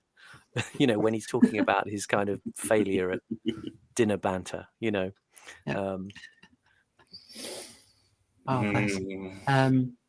So score-wise, summing it up into a numerical amount of burgers, I lean towards a 9. I really liked it. Some better direction could have made this an absolute classic. The length, yeah, you probably could trim about 15 minutes from it here or there, but I enjoyed this greatly. So this is a winner. It's absolute shame that it went unseen for so long, but definitely worth watching. I would recommend it. It does lack a tiny bit of the clash with Christianity like that for the folk horror requirements, but that's there subtly in little hints, basically. And I think it would be unusual for the kind of protagonist that they've written to be going in there as a committed Christian. So I don't really disagree with it there. Okay, well, moving us on to A Warning to the Curious by M.R. James. Okay. Murgoot, could I lean on you for the plot summary? And I will be back briefly. Okay. It opens with a man digging warily in a beachside forest at the top of the overlook hill. He's digging, and he sees a man following him, turns around, starts digging again. The man kills him with a butchering blade. And then it swaps over to our main character, which I can never remember his name. It's Paxton. Paxton. Mr. Paxton. An antiquarian. He shows up in a small town, lets a room, find out that he's unemployed and he's an archaeologist. He's down on his luck, and he starts asking about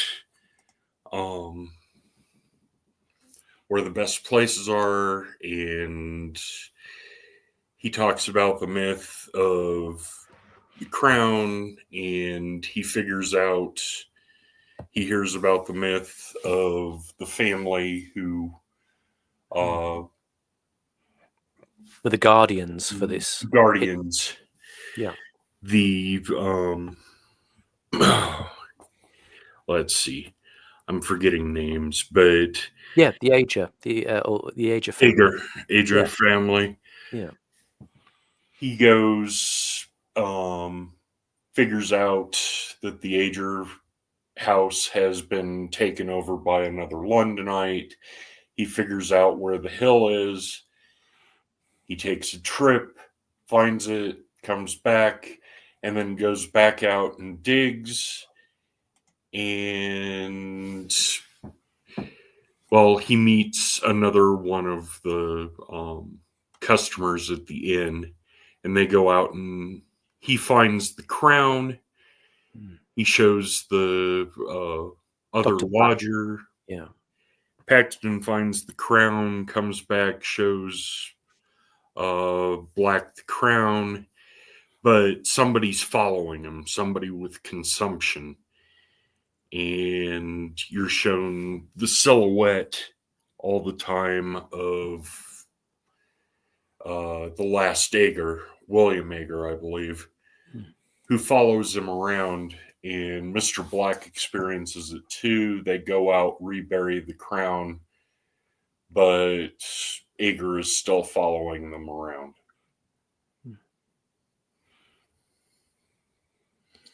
And Proper, are you back yet? I am indeed. Okay. So I was just changing the backgrounds. It's an interesting segue we can make, actually, from talking about Straw Dogs earlier, because Peter Vaughan, who plays Paxton, had just come off the back of filming Straw Dogs when and he took this role. The great character actor Peter Vaughan. And he indeed. He felt very familiar to me. I was looking him up and delighted to learn that he was married to Billy Whitelaw from The Omen. But Okay. he's got a relative who's still acting, hasn't he? Oh, I don't know. He's in 4 Weddings, I think, and who's in. I'm going to look that up and see if I can get that right. It's another. Maybe it's a Vaughan who looks a lot like him. Yeah, terrific. But he might be a bit too. I could be completely wrong. I might be wrong. Yes, never mind. Yeah. He was in Porridge famously, I think. He's one of the prisoners in Porridge. He was in Our Friends in the North, which is a great, epic BBC drama. And just generally all round terrific. He does do a fantastic job in this. So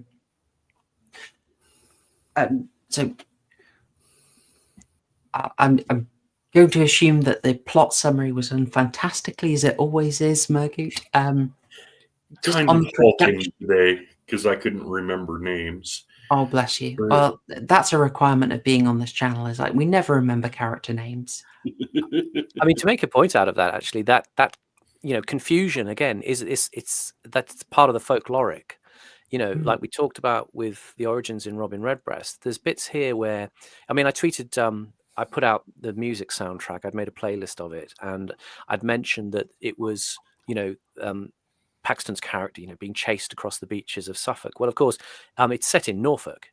But this is a typically M.R. James thing to kind of swap these things around, because when he's writing about Norfolk, he's really writing about Suffolk, where he's from. And the town it's set in, Seaborough, is an analogue for Aldborough in Suffolk, where he spent a lot of time. He used to holiday there every year.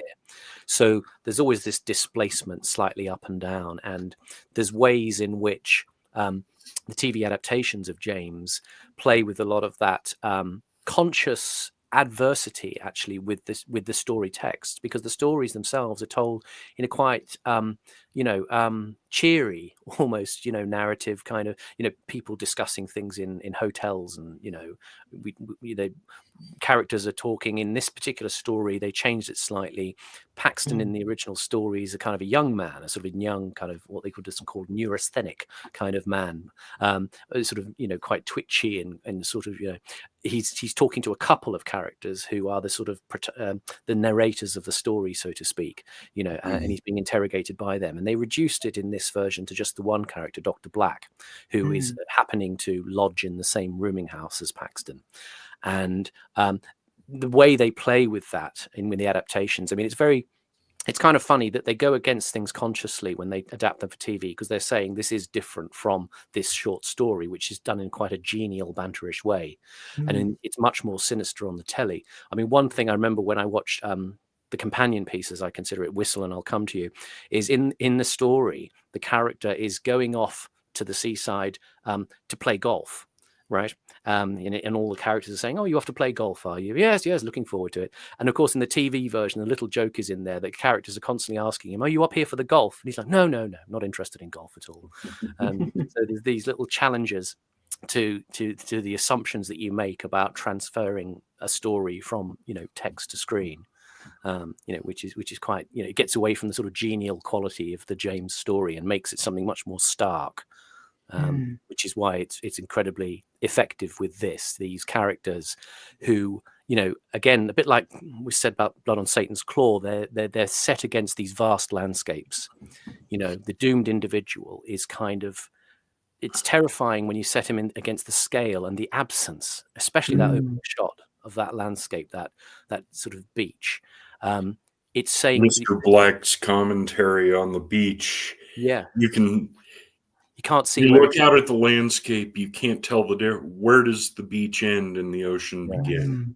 Yes, and you've got these modern people coming from the town who are kind of adverse to that landscape and its current purposes, but they're subject to all its menaces. Yeah, they note repeatedly that when the outsiders turn up, and it's just, they make a joke of it at the start. I've only been here 20 years. Yes. Yeah. I mean, that where I am, that is a common joke. And but also true. I'm not a local. I've only been here 20 years. But others, there's a bit where he encounters a Londoner, we got two bits of BBC casting here where I think both Robin from Robin Redbreast and our young woman from London are meant to be teenagers or meant to be much younger than they appear to be. It's the old Dawson's casting in progress, I believe. It seems a tiny bit incongruous, but yeah, they're made aware of their outsider status constantly through this. Yeah, and the fact that they're being watched all the time as well. The way the landscape works in this is brilliant because, in this thing compared to other folk horror, where the characters in the villages, that you encounter in folk, they tend to be kind of vivid and slightly sinister, and they talk in these elliptical, knowing ways, And in this, the other people in the place, they're very flattened, very subdued. They're kind of embedded into the local legends in a way, and they're kind of, you can see them thinking, should I say this to him? Should I tell him about this danger? No, maybe not. I won't. And it's a sense the terror is kind of latent in the landscape. Yeah, the atavistic fear is embedded in the landscape, and the landscape becomes like a panopticon. Yeah, we're only dimly always aware watching you. Yeah. Yeah, and materially, we can't see any people there, but we're very aware internally that the characters feel watched. Yeah, the stark contrast between the beaten down village, the beach, and then the seaside, what's left of the seaside forest, and the pines and the ash and the other trees, and just the high point being taken over by the trees rather than being a true overlook anymore. You get another shot that reinforces the height of it, where you just have an up angle and you see the trees reaching into heaven, and it's just it very much like 2001: A Space Odyssey. It does those shots to just make the protagonist feel absolutely tiny. This shot of the silhouette of the first murder, I felt like the chap was basically looking like a tree himself. It's just shapes. It's just shapes in nature. You can't really distinguish that bit. He's just far off in the background. It's And there's some. Go. Sorry, you go on. Go on. Oh, sorry. I was just going to add, because you talked about how it was adapted. I wanted to just add a little extra onto how this was changed. So the director, Lawrence Gordon Clark, brings in a character he'd used in Barchester. Stalls of Barchester, yeah. Stalls of Barchester, thank you very much. So he's attempting to make this a bit of a series. I don't think he goes on far with that, to be honest. No. But it's a nice idea. Yeah. It would be a bit improbable, really, for poor Dr. Black to keep turning up in all of these. But it would be funny if he did. Yes, it's nicely done. He's tried to build that connection, and I think he also, I liked the reference to it being a companion piece to Whistle and I'll Come, My Lad. There's, how can I say? I was thinking of it in comparison to Lost Hearts, which was a previous Ghost Stories for Christmas, and the rather what I saw of it didn't impress me. But the documentary on the history of folk horror tried to say that folk horror stems from the Gothic, and it wasn't very convincing to me because we'd looked at Lost Hearts, excuse me, and said no, this is just a Gothic taking place in the countryside. Whereas this Stalls of Barchester is also still much more in the Gothic mode. Yeah. But this character of Dr. Black is bridging it into this, and this is definitely a crossover. Yeah. It's such a clear crossover from the Gothic mode to the folk mode. Yeah, because there's something there that's, again, it slightly challenges the folk horror precepts that we've set out, that there's no call in this to kind of replenish fertility, or anything like that. It's actually, if you're going to again talk about in Freudian terms, it's embracing the death drive. You know, it's the punishment that awaits us. You know, when we transgress the legend that we all should know about. You know, and you know, in this thing, it's characters who are well beyond fertility. They're mostly, I mean, middle-aged, really, and Well, hovering. it ties in with rather than fertility, it's the guardians of the land, and don't disturb the guardians of the land or you'll pay. Yeah. It's more medieval or Renaissance.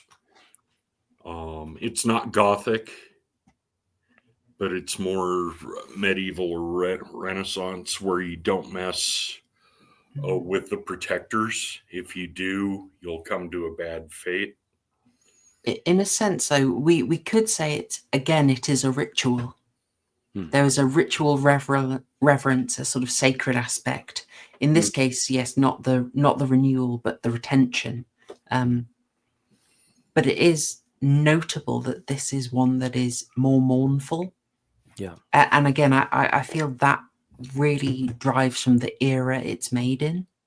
The sense of national decay and the sort of driving down, and you know, it's constant, like Agar's the last of his line, and why is that? Well, you know, he was drawn away to the war basically, and then comes back, and I thought the inference for that was that the war had really shattered life here too in these traditions. Yeah, it's very much a broken world. You know, it's the economic depression of, you know, it's set in 1929, which you can work out from the fact that the murder has happened 12 years previously, and it seems the local pronunciation in Suffolk is Ager, but people vary between Ager and Ager, but he's died in 1917. So we're definitely in 1929 at this point. And the idea is reinforced with Paxton that he has fallen on hard times. He's come from the city. He was a clerk. And for 12 years, it seems, you know, about the time of the murder happening. And then he's been made redundant, essentially. And he's coming out to try and get a second chance at life. He's quiet quitting, as they would say now. And he's coming out to try and achieve something. Yeah, he's trying to make something of himself, and you've got this sort of earnestness and desperation, which he captures really, you know, wonderfully. And this is something that's been added into the story that Lawrence Gordon Clark felt gave him a sort of a plausibility in his psychological reasoning for being where he is. You know, and there's all of these things to remind you about that. You know, there's his worn shoes that the manservant Arnold in the rooming house repairs, and there's a look between them. Loved seeing that. The poverty is acknowledged, you know. Yeah, such a great the detail. lady living in the old Ager house, her dress and her shawl are in tatters, even though she's from London. Yeah. It shows the bleakness of what's going on in the world. And as you said, the man trying to make something of himself late in middle age,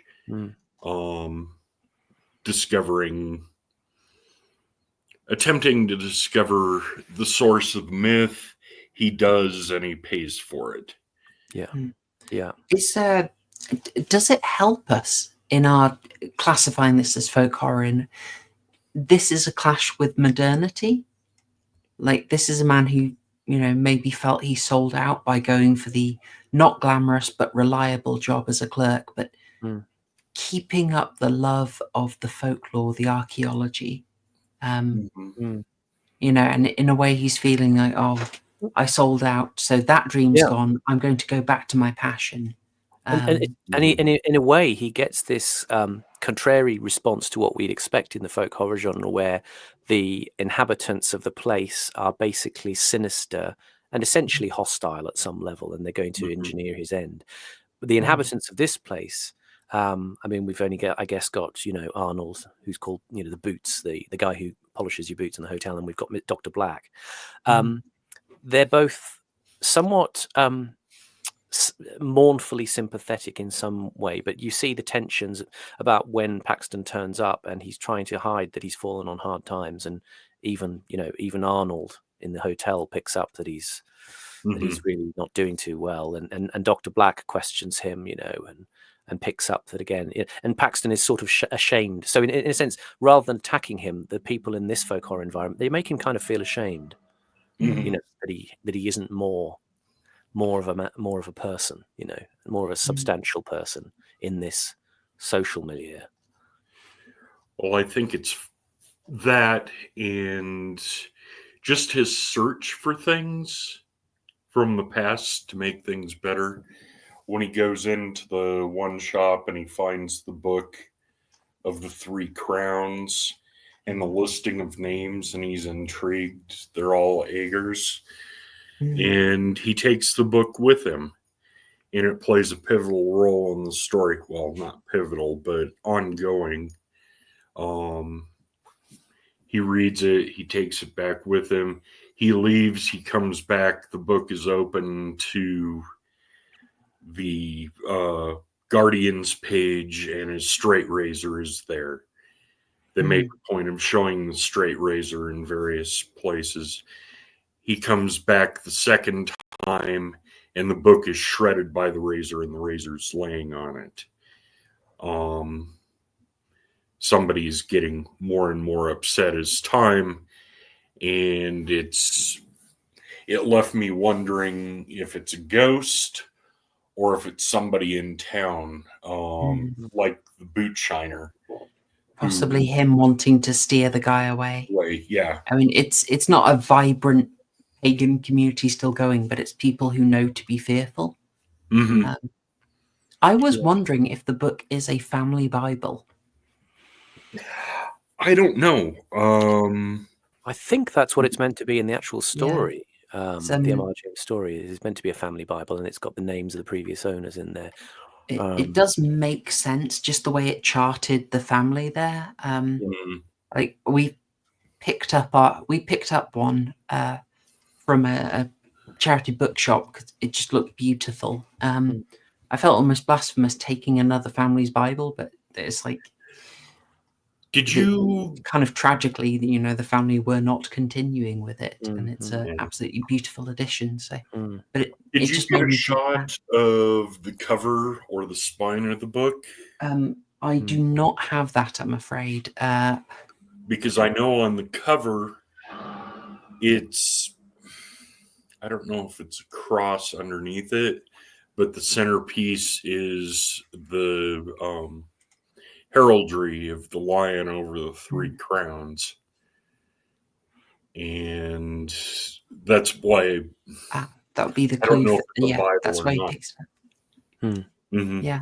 I mean, there would be localized and personalized to a family, so it's not inconceivable. I think it's that. But I had this screenshot. I felt it was supporting one of our hallmarks, a sort of clash with Christianity. Again, this one rather unusual in that it's not a resurgent paganism knocking out the way, but it's more just a place where Christianity hasn't really stuck on here. So in the antique store, just casually in the corner with all the books, you've got dusty old religious portraits in the background. They're just off in corners, and the vicar makes it very clear that basically people aren't interested here. They still go for the folk ways, and he's just trying to coax them along, but not really. It's not really taking. You just get the feeling that, again, it's how can I say it?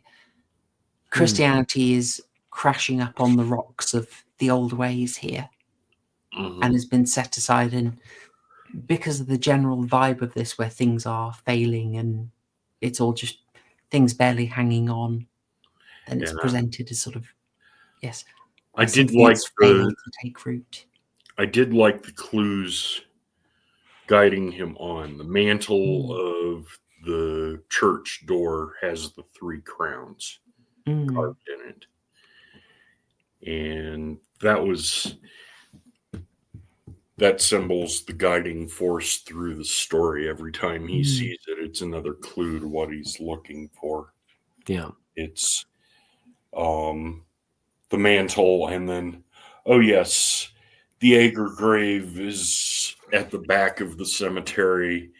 Nobody ever visits it.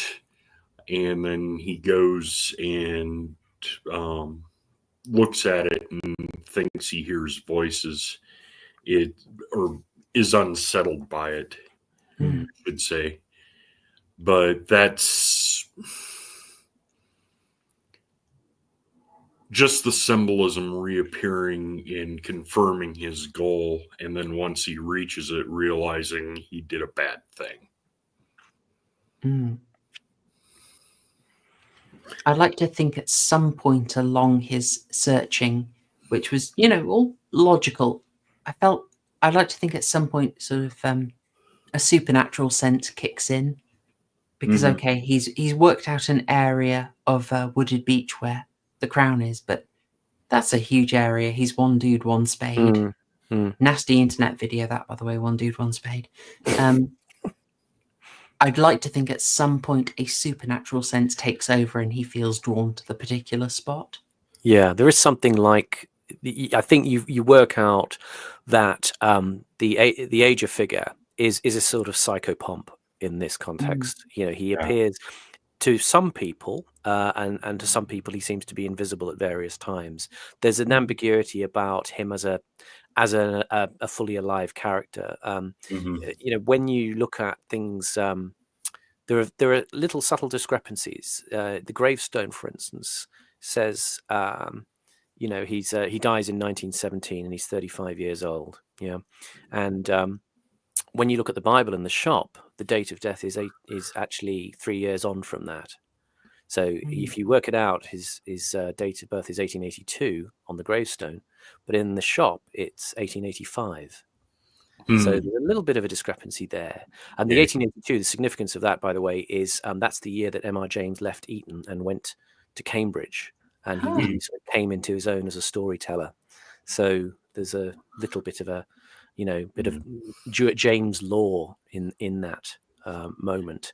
It's your point about the psychopomp appearing and being seen by certain people.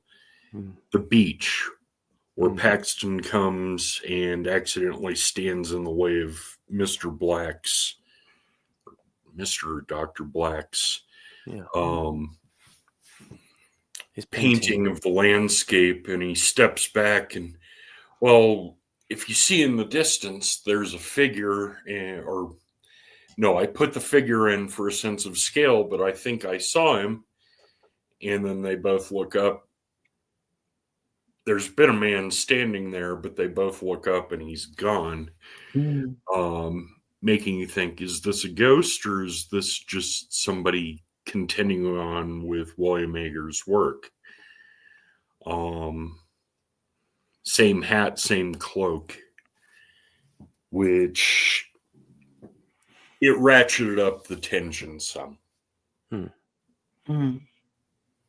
Yeah, I think the aspect of, as I understand psychopomp, by the way, the only other place I've ever heard that word used is Stephen King's The Dark Half.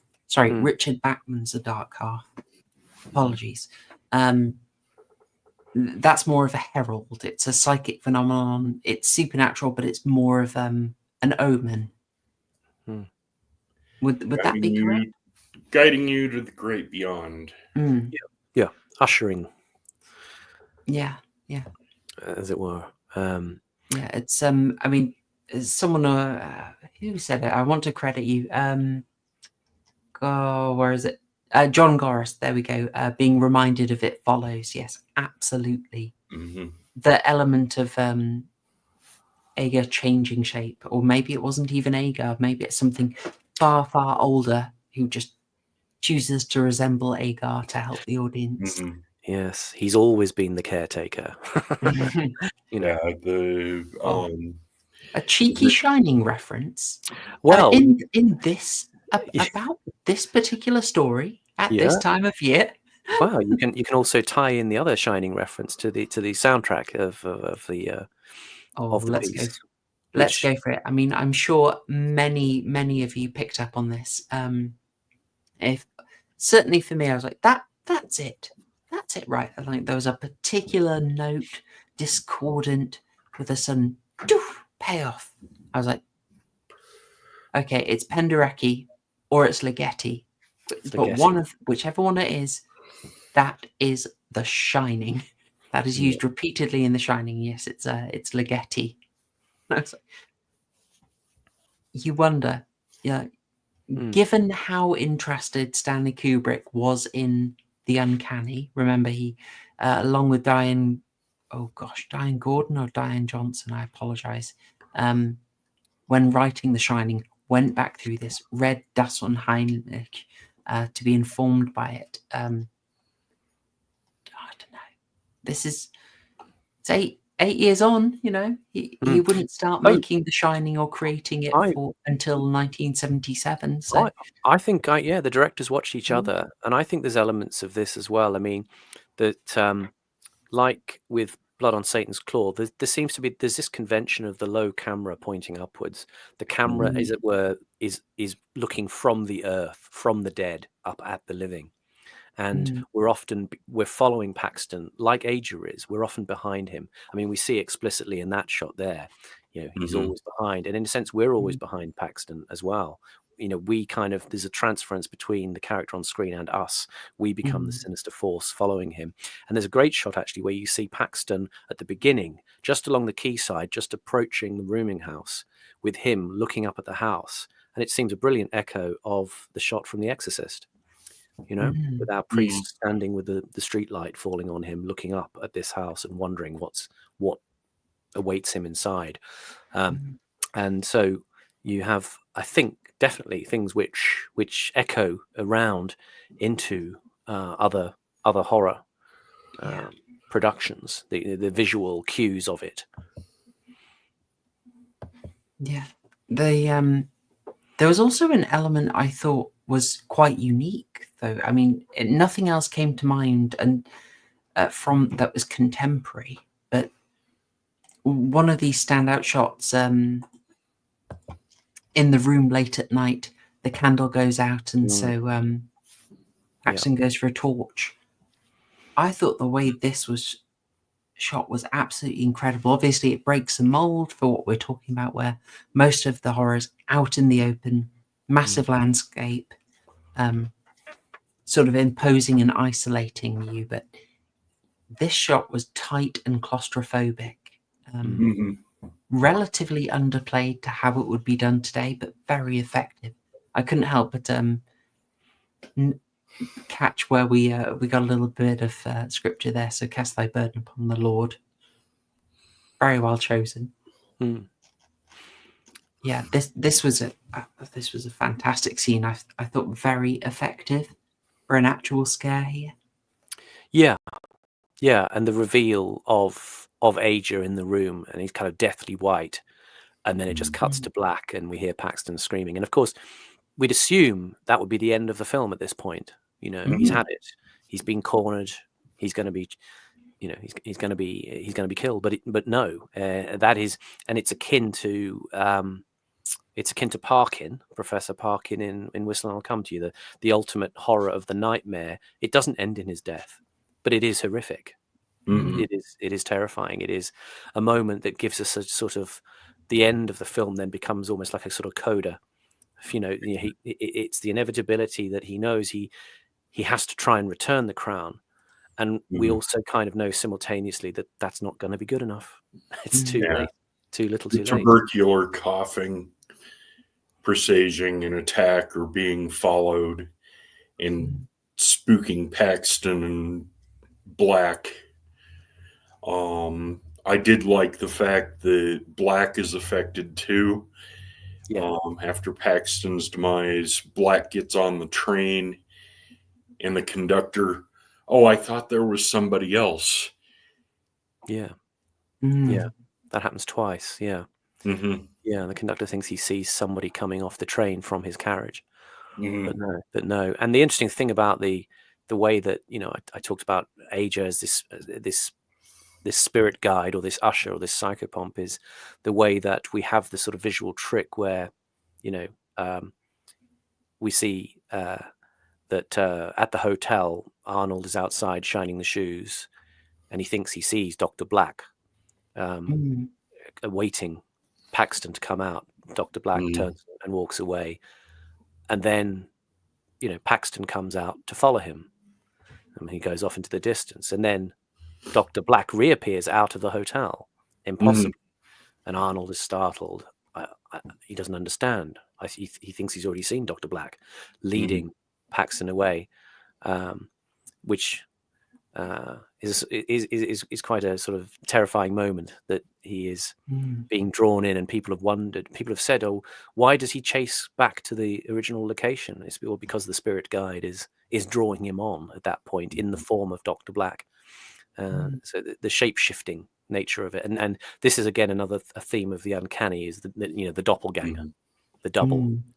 Yeah, and Black chasing them along, and then him coming along the prominence, the hill, and finding Paxton dead, hewn down by the spirit of the Guardian. Yes. Do you mean echoing the shot from the beginning? Yeah.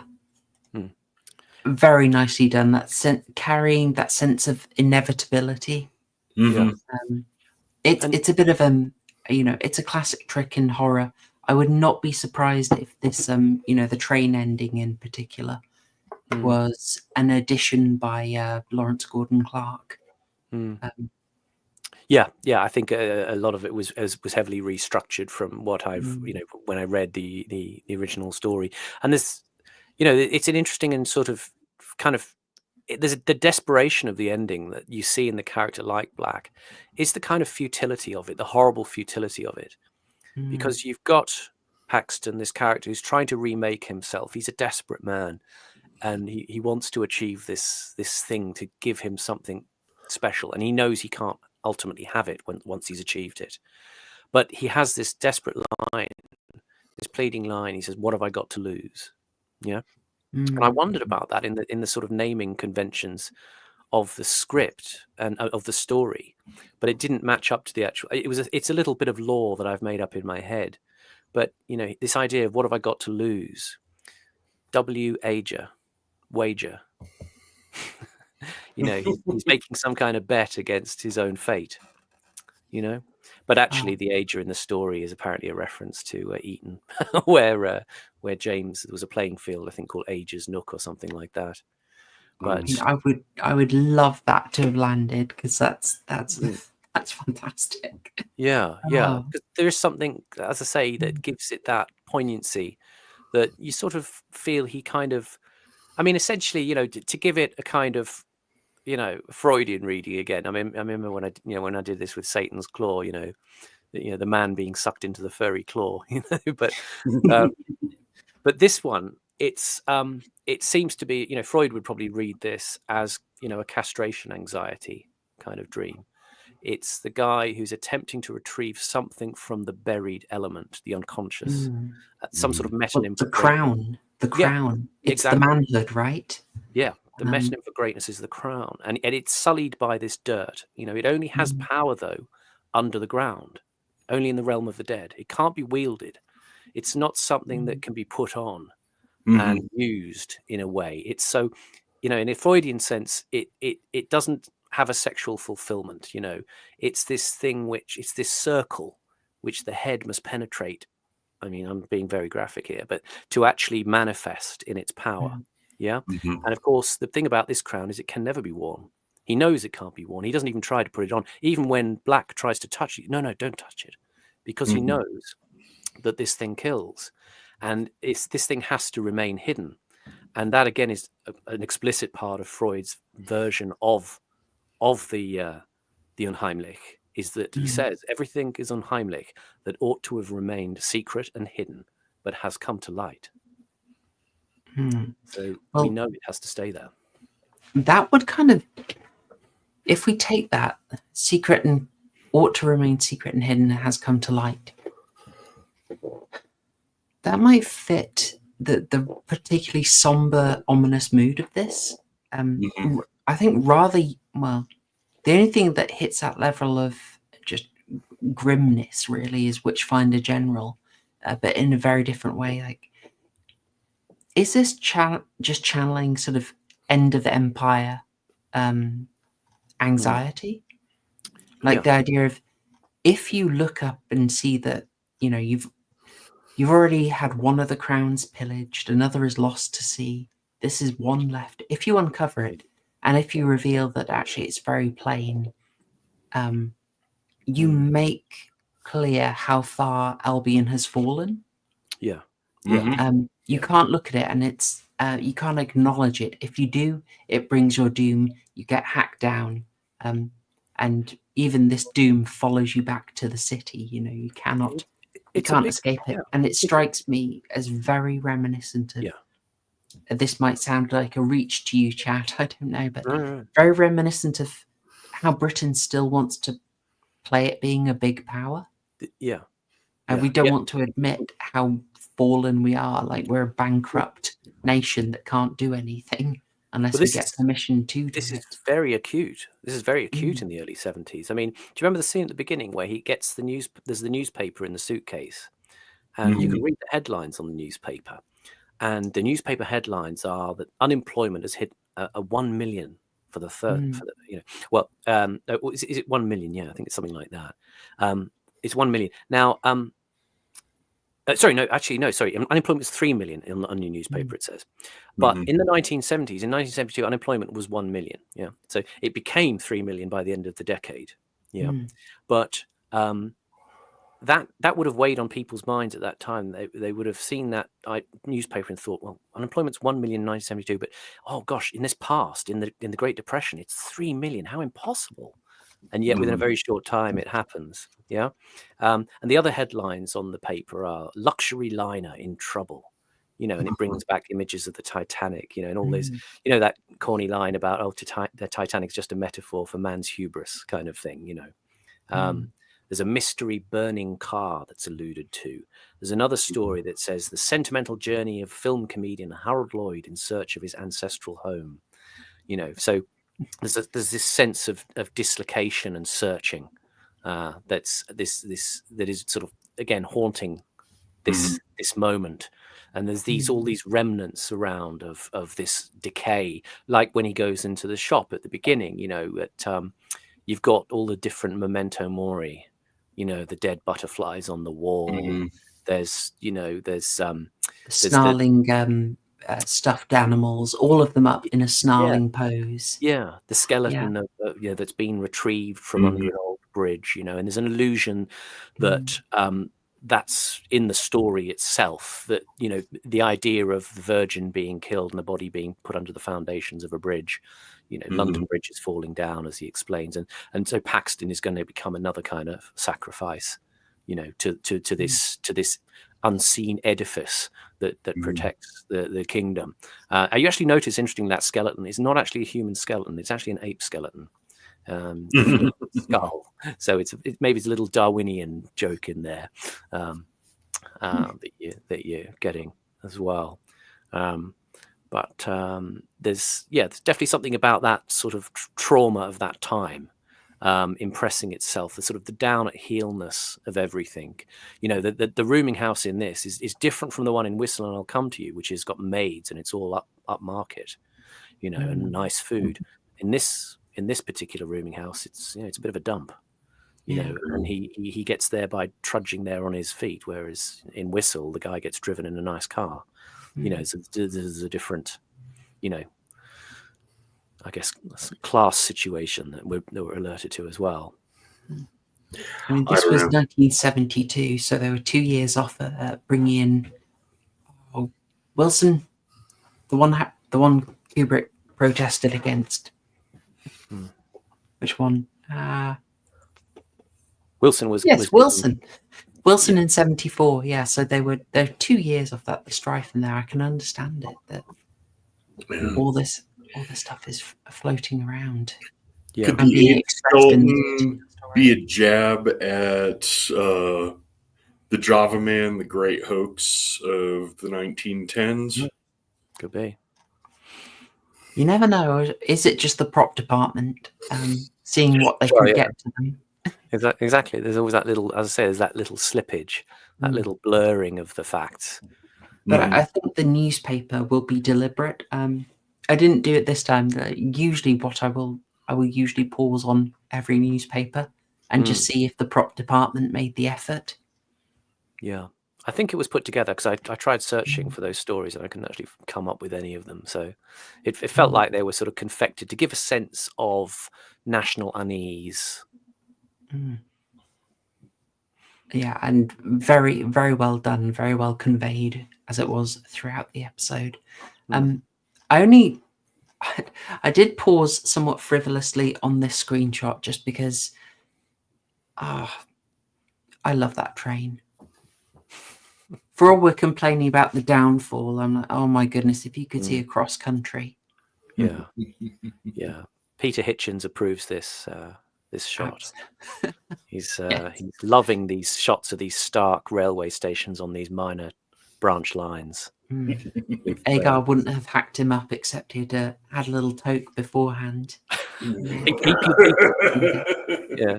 Hitchens would love this world. I mean, people riding on bicycles and they just dump them by the side of the road and they don't get pinched, And, cozy.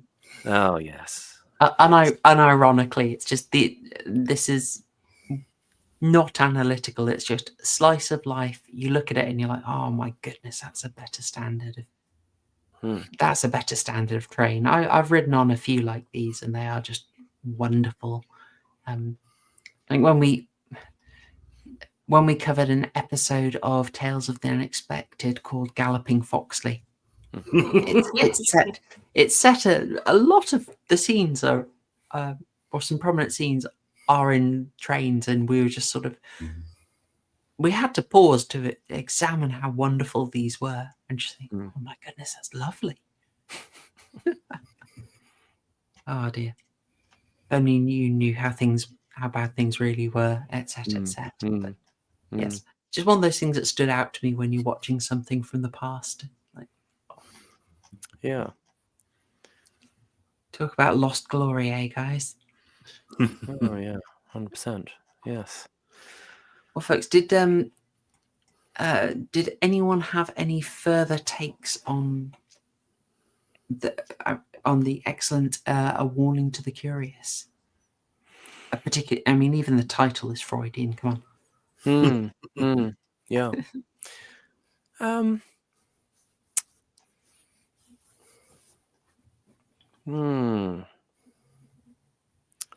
I think not.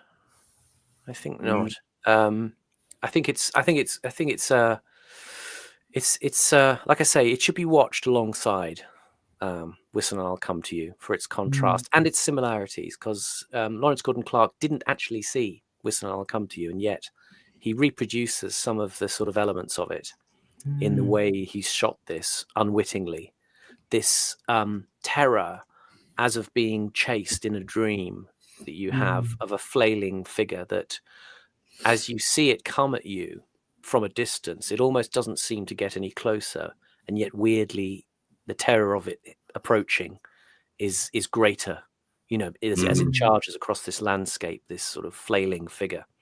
And it's done in interesting ways in both films that I just find are masterfully unsettling. Yes, that highly agreed. I mean, these aren't long, so I would suggest maybe a combo of The Stalls of Barchester, then this, then Whistle and I'll Come to You, and maybe it on a separate night if people are curious. There's I want to say 2010. It's that sort of era version of Whistle and I'll Come to You, where it's a bit modernized. With John Hurt doing rather a good job, I thought, but it's a very different beast.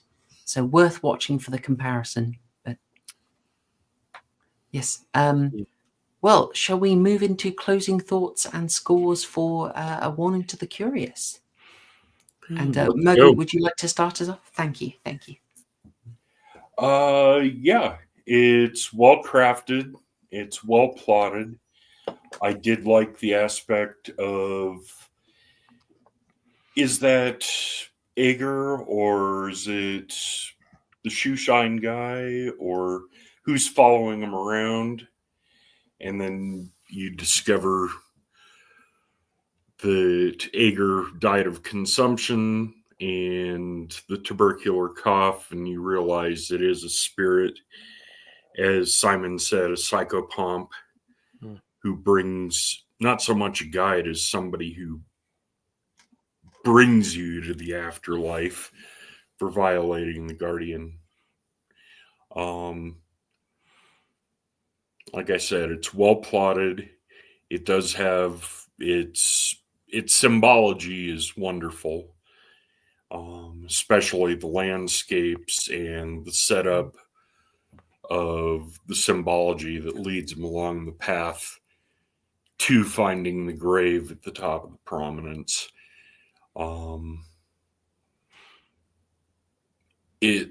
I give it 9 or 10. I'd have to say 10 out of 12 burgers. I really enjoyed this one. It's very good. It sucked me in a lot. Fantastic. Very mixed scores tonight. That's all good. How about you, Simon? Solid 11 out of 12. Yeah. I sort of want to give it 12 out of 12, but I'm withdrawing complete perfection from it. Not because it's imperfect. It is perfect as it is. And with Whistle, I'll come to you. They just sit well companionably together as just brilliant expositions of this form of early 70s TV folk horror that has this other aspect away from the rural, but it takes place in these marginal, the liminal spaces, as we say, aside from the fraught world that we identify with, and yet that world is it's not threatening in the same way the rural is in other folk horror. In a sense, it becomes the expression of horror as it is us who are the horrors that are coming, in the way that this has, as I say, that obvious kind of Freudian analysis that says, don't go digging in the unconscious, leave the unconscious alone. And that's kind of where it is, and it's on that cusp of that sort of modernity that actually should terrify us. Interestingly, that year 1929, when it's set, is the year of the first transmission of television. It's also set in the year of Black Friday in the U.S. and then the economic crashes of Western countries that soon followed.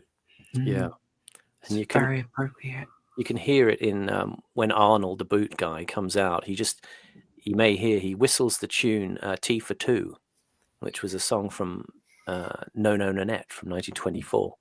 Interesting lyrics. It's about a world of people who are kind of realizing that they're sort of down on their luck a bit and life's challenging. And the lyrics of that song are interesting. It goes, "I'm discontented with homes that are rented, so I have invented my own. Darling, this place is a lover's oasis where life's weary chase is unknown." Which I think has a sort of slightly more morbid ring to it when you hear it in terms of this. There is some value-added research. Goodness. Yeah.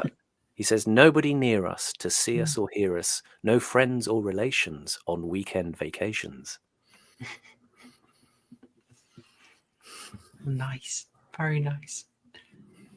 Yes, a well-earned 11. I mean, I just assumed you were following channel convention in that only films with Tony Todd in them can get the full 12. for long-standing deep lore, but no, excellently made. Yes, this is strong folk horror having found its feet, and you see that in how much it doesn't need to do, which stands out so much in the soundtrack above all. It is that weird, unconventional soundtrack, not fitting the mold at the time, happy to throw you in just loads of dissonance, and not make it easy, just really this kind of discomforting soundscape that is overwhelming the way the landscape is. It's an excellent choice. It does not behave like a typical horror, which helps us know that this is folk horror having found its feet and worked out what it wants to do.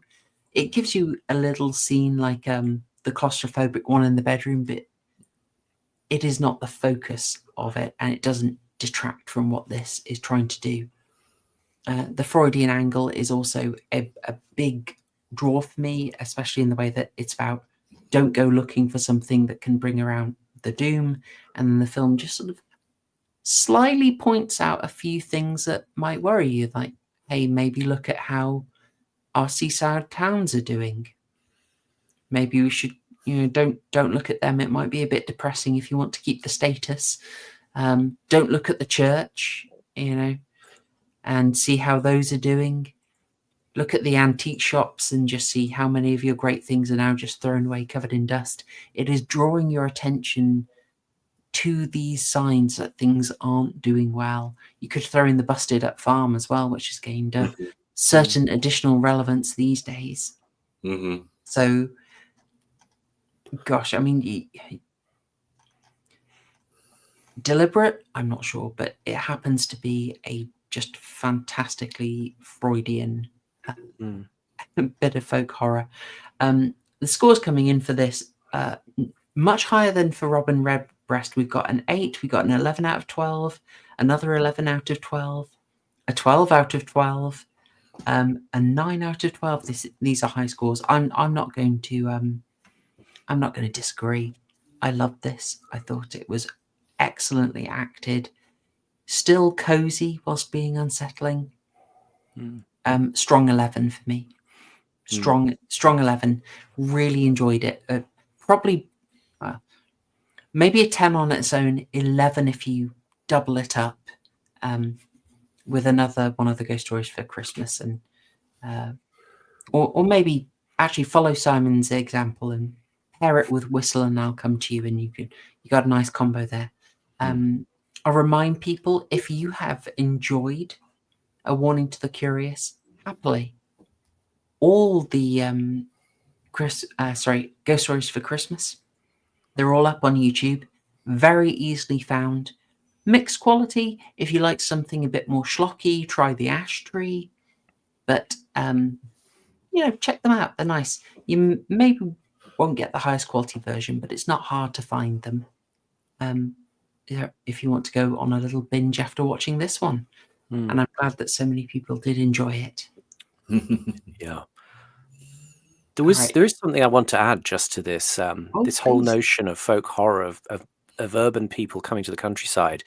I lived in London for 18 years, and I moved out in 2013 and moved to an area where it's a kind of transitional space between urban and the rural. I'm kind of very near farms and things, and I found when I moved into this house there was a trunk in the garage, an old rusty trunk. I mean, this sounds like a horror story, doesn't it? And I found inside, because I was struck at Warning to the Curious as to why that bill hook just happened to be handy for Aja to kill Paxton with.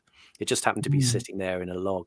And in this trunk, there was a whole load of these kinds of quite savage farm tool type things, including a bill hook like that. And I found, a bit like Nora in Robin Redbreast, you notice that by the phone, she has a bunch of pheasant feathers. And I found myself unconsciously doing this thing of I took all these old tools that were all rusted, and I sort of polished the blades up and oiled the handles and stuff, and I sort of stuck them on the wall. And there's quite a collection of kind of cleavers and scythes and things that are just all these kind of murder weapons that are used in folk horror.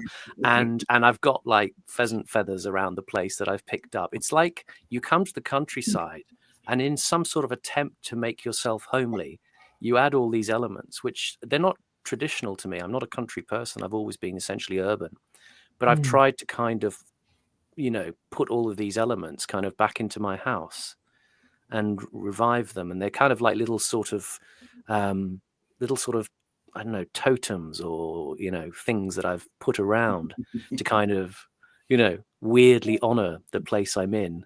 And maybe to say, please don't hurt me or something like that,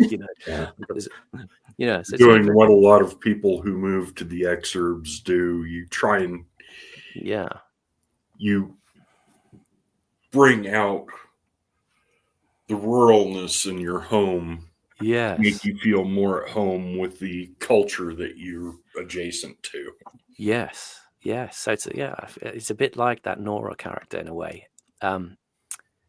Incidentally, the real house that John Bowen lived in, that Robin Redbreast is based in, it was, he died a few years ago. And now I looked up that house and who lives there now. And it's 3 big old gay bears in a polyamorous relationship. It's a guy who's a radio producer at Radio 3 and his little polycule. Well, bears do come in threes. It's apparently, yeah. natural. I thought it was an interesting, sort of succession, a line of succession from Bowen, But there you go. Oh, but Bowen himself, he only brought one chap into his home. But Sure. you talk about totems, and I Oh no, that's a wrong image. Where have I? Oh. Where is it? Oh no, I can't find it. Never mind. Yeah. It's funny because I hung all those things on the wall in the corridor near my front door, and I had this young lad come to the door one day, and I will say he was Afro-Caribbean, and he saw all these kind of knives and hacking implements on the wall. And he freaked out. He was like, Really? "Oh man, I'm surprised." That's I know. So maybe I've internalized becoming a sort of rural maniac in some way. Oh man. Oh bless. I don't know. I never did the rustic farm thing, but yeah, some people would come into my office. Especially my friends knew what I was into. My wife's friends took one look, and I had various axes, everything from tomahawks to wood axes, to Landesknechts, horse axe to a great Saxon axe. Yeah, it's kind of what's going on? Exactly. What is going on? I mean, maybe I'm deeply phony in the way I'm doing it, but there you go. As a good friend of the channel once cartooned, you laugh until you make it. Yeah. I say with my own barber jacket and backyard chickens. There you go. Yes. Wandering Panda's kind of got it perfectly. Yes, when you move to the country, you work doubly hard to act like you belong well. Exactly. You overcompensate. Actually, I will less glibly add to this theme. Like I worked all over the place, let's just say, and was in London for a long time. But in a big contrast, when I, for reasons I've talked about on the stream before, got out of London as quick as I could. I just did not feel that conflict with the countryside. I just felt like, no, this is awesome. This is right. I love it. Yeah. And now I just have to want to do everything to fight the dino blasting that's happening over nearly every field they can get their hands on around here. You know? Yeah. Mind you, I mean, it is nice, as you say. There's a deep peace that you can get, and deep darkness you can get. I've got a room at the back of the house where guests come to stay, and they say, "Oh, it's incredibly dark and quiet. I had the best night's sleep ever," and that's kind of good. I mean, it does make a change from the sound of automatic gunfire, which I used to hear when I lived in Yes. Brixton Hill. So, you know. Oh, so get on my level. I want our street lamps removed. They're on far too late. Think of the birds. Absolutely. I'm not even joking.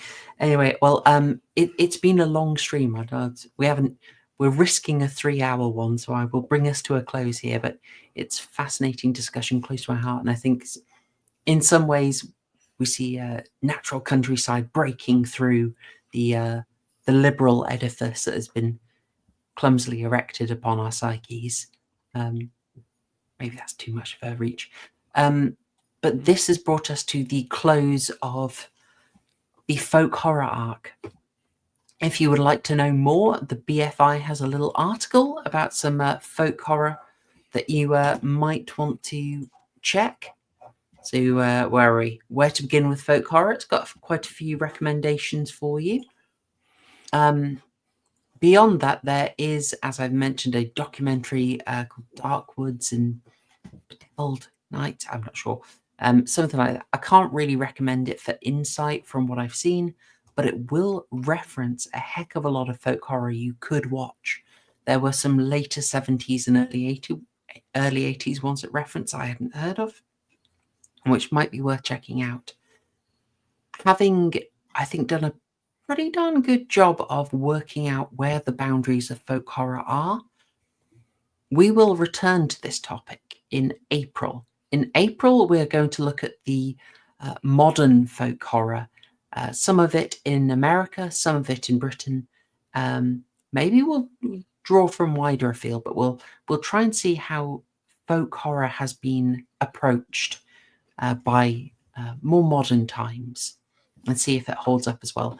I had quite a few requests there, but if there's something you really want to see, put a comment in. I know Starvaker has been requested by a few of you. The Vitch, I think, is a definite watch, and I think we should probably do Midsummer, but get your requests in a comment. That would be very welcome. As for the horror homework for next month, we are doing something very, very different. We've got for March, we are focused on what I'm calling UK horror, and that's UK spelt YOOKAY, following a little bit of a trend here. What's it called? UK aesthetics. You may have seen people using this term. You may have followed a certain Twitter account spun off by Cunley Dropka.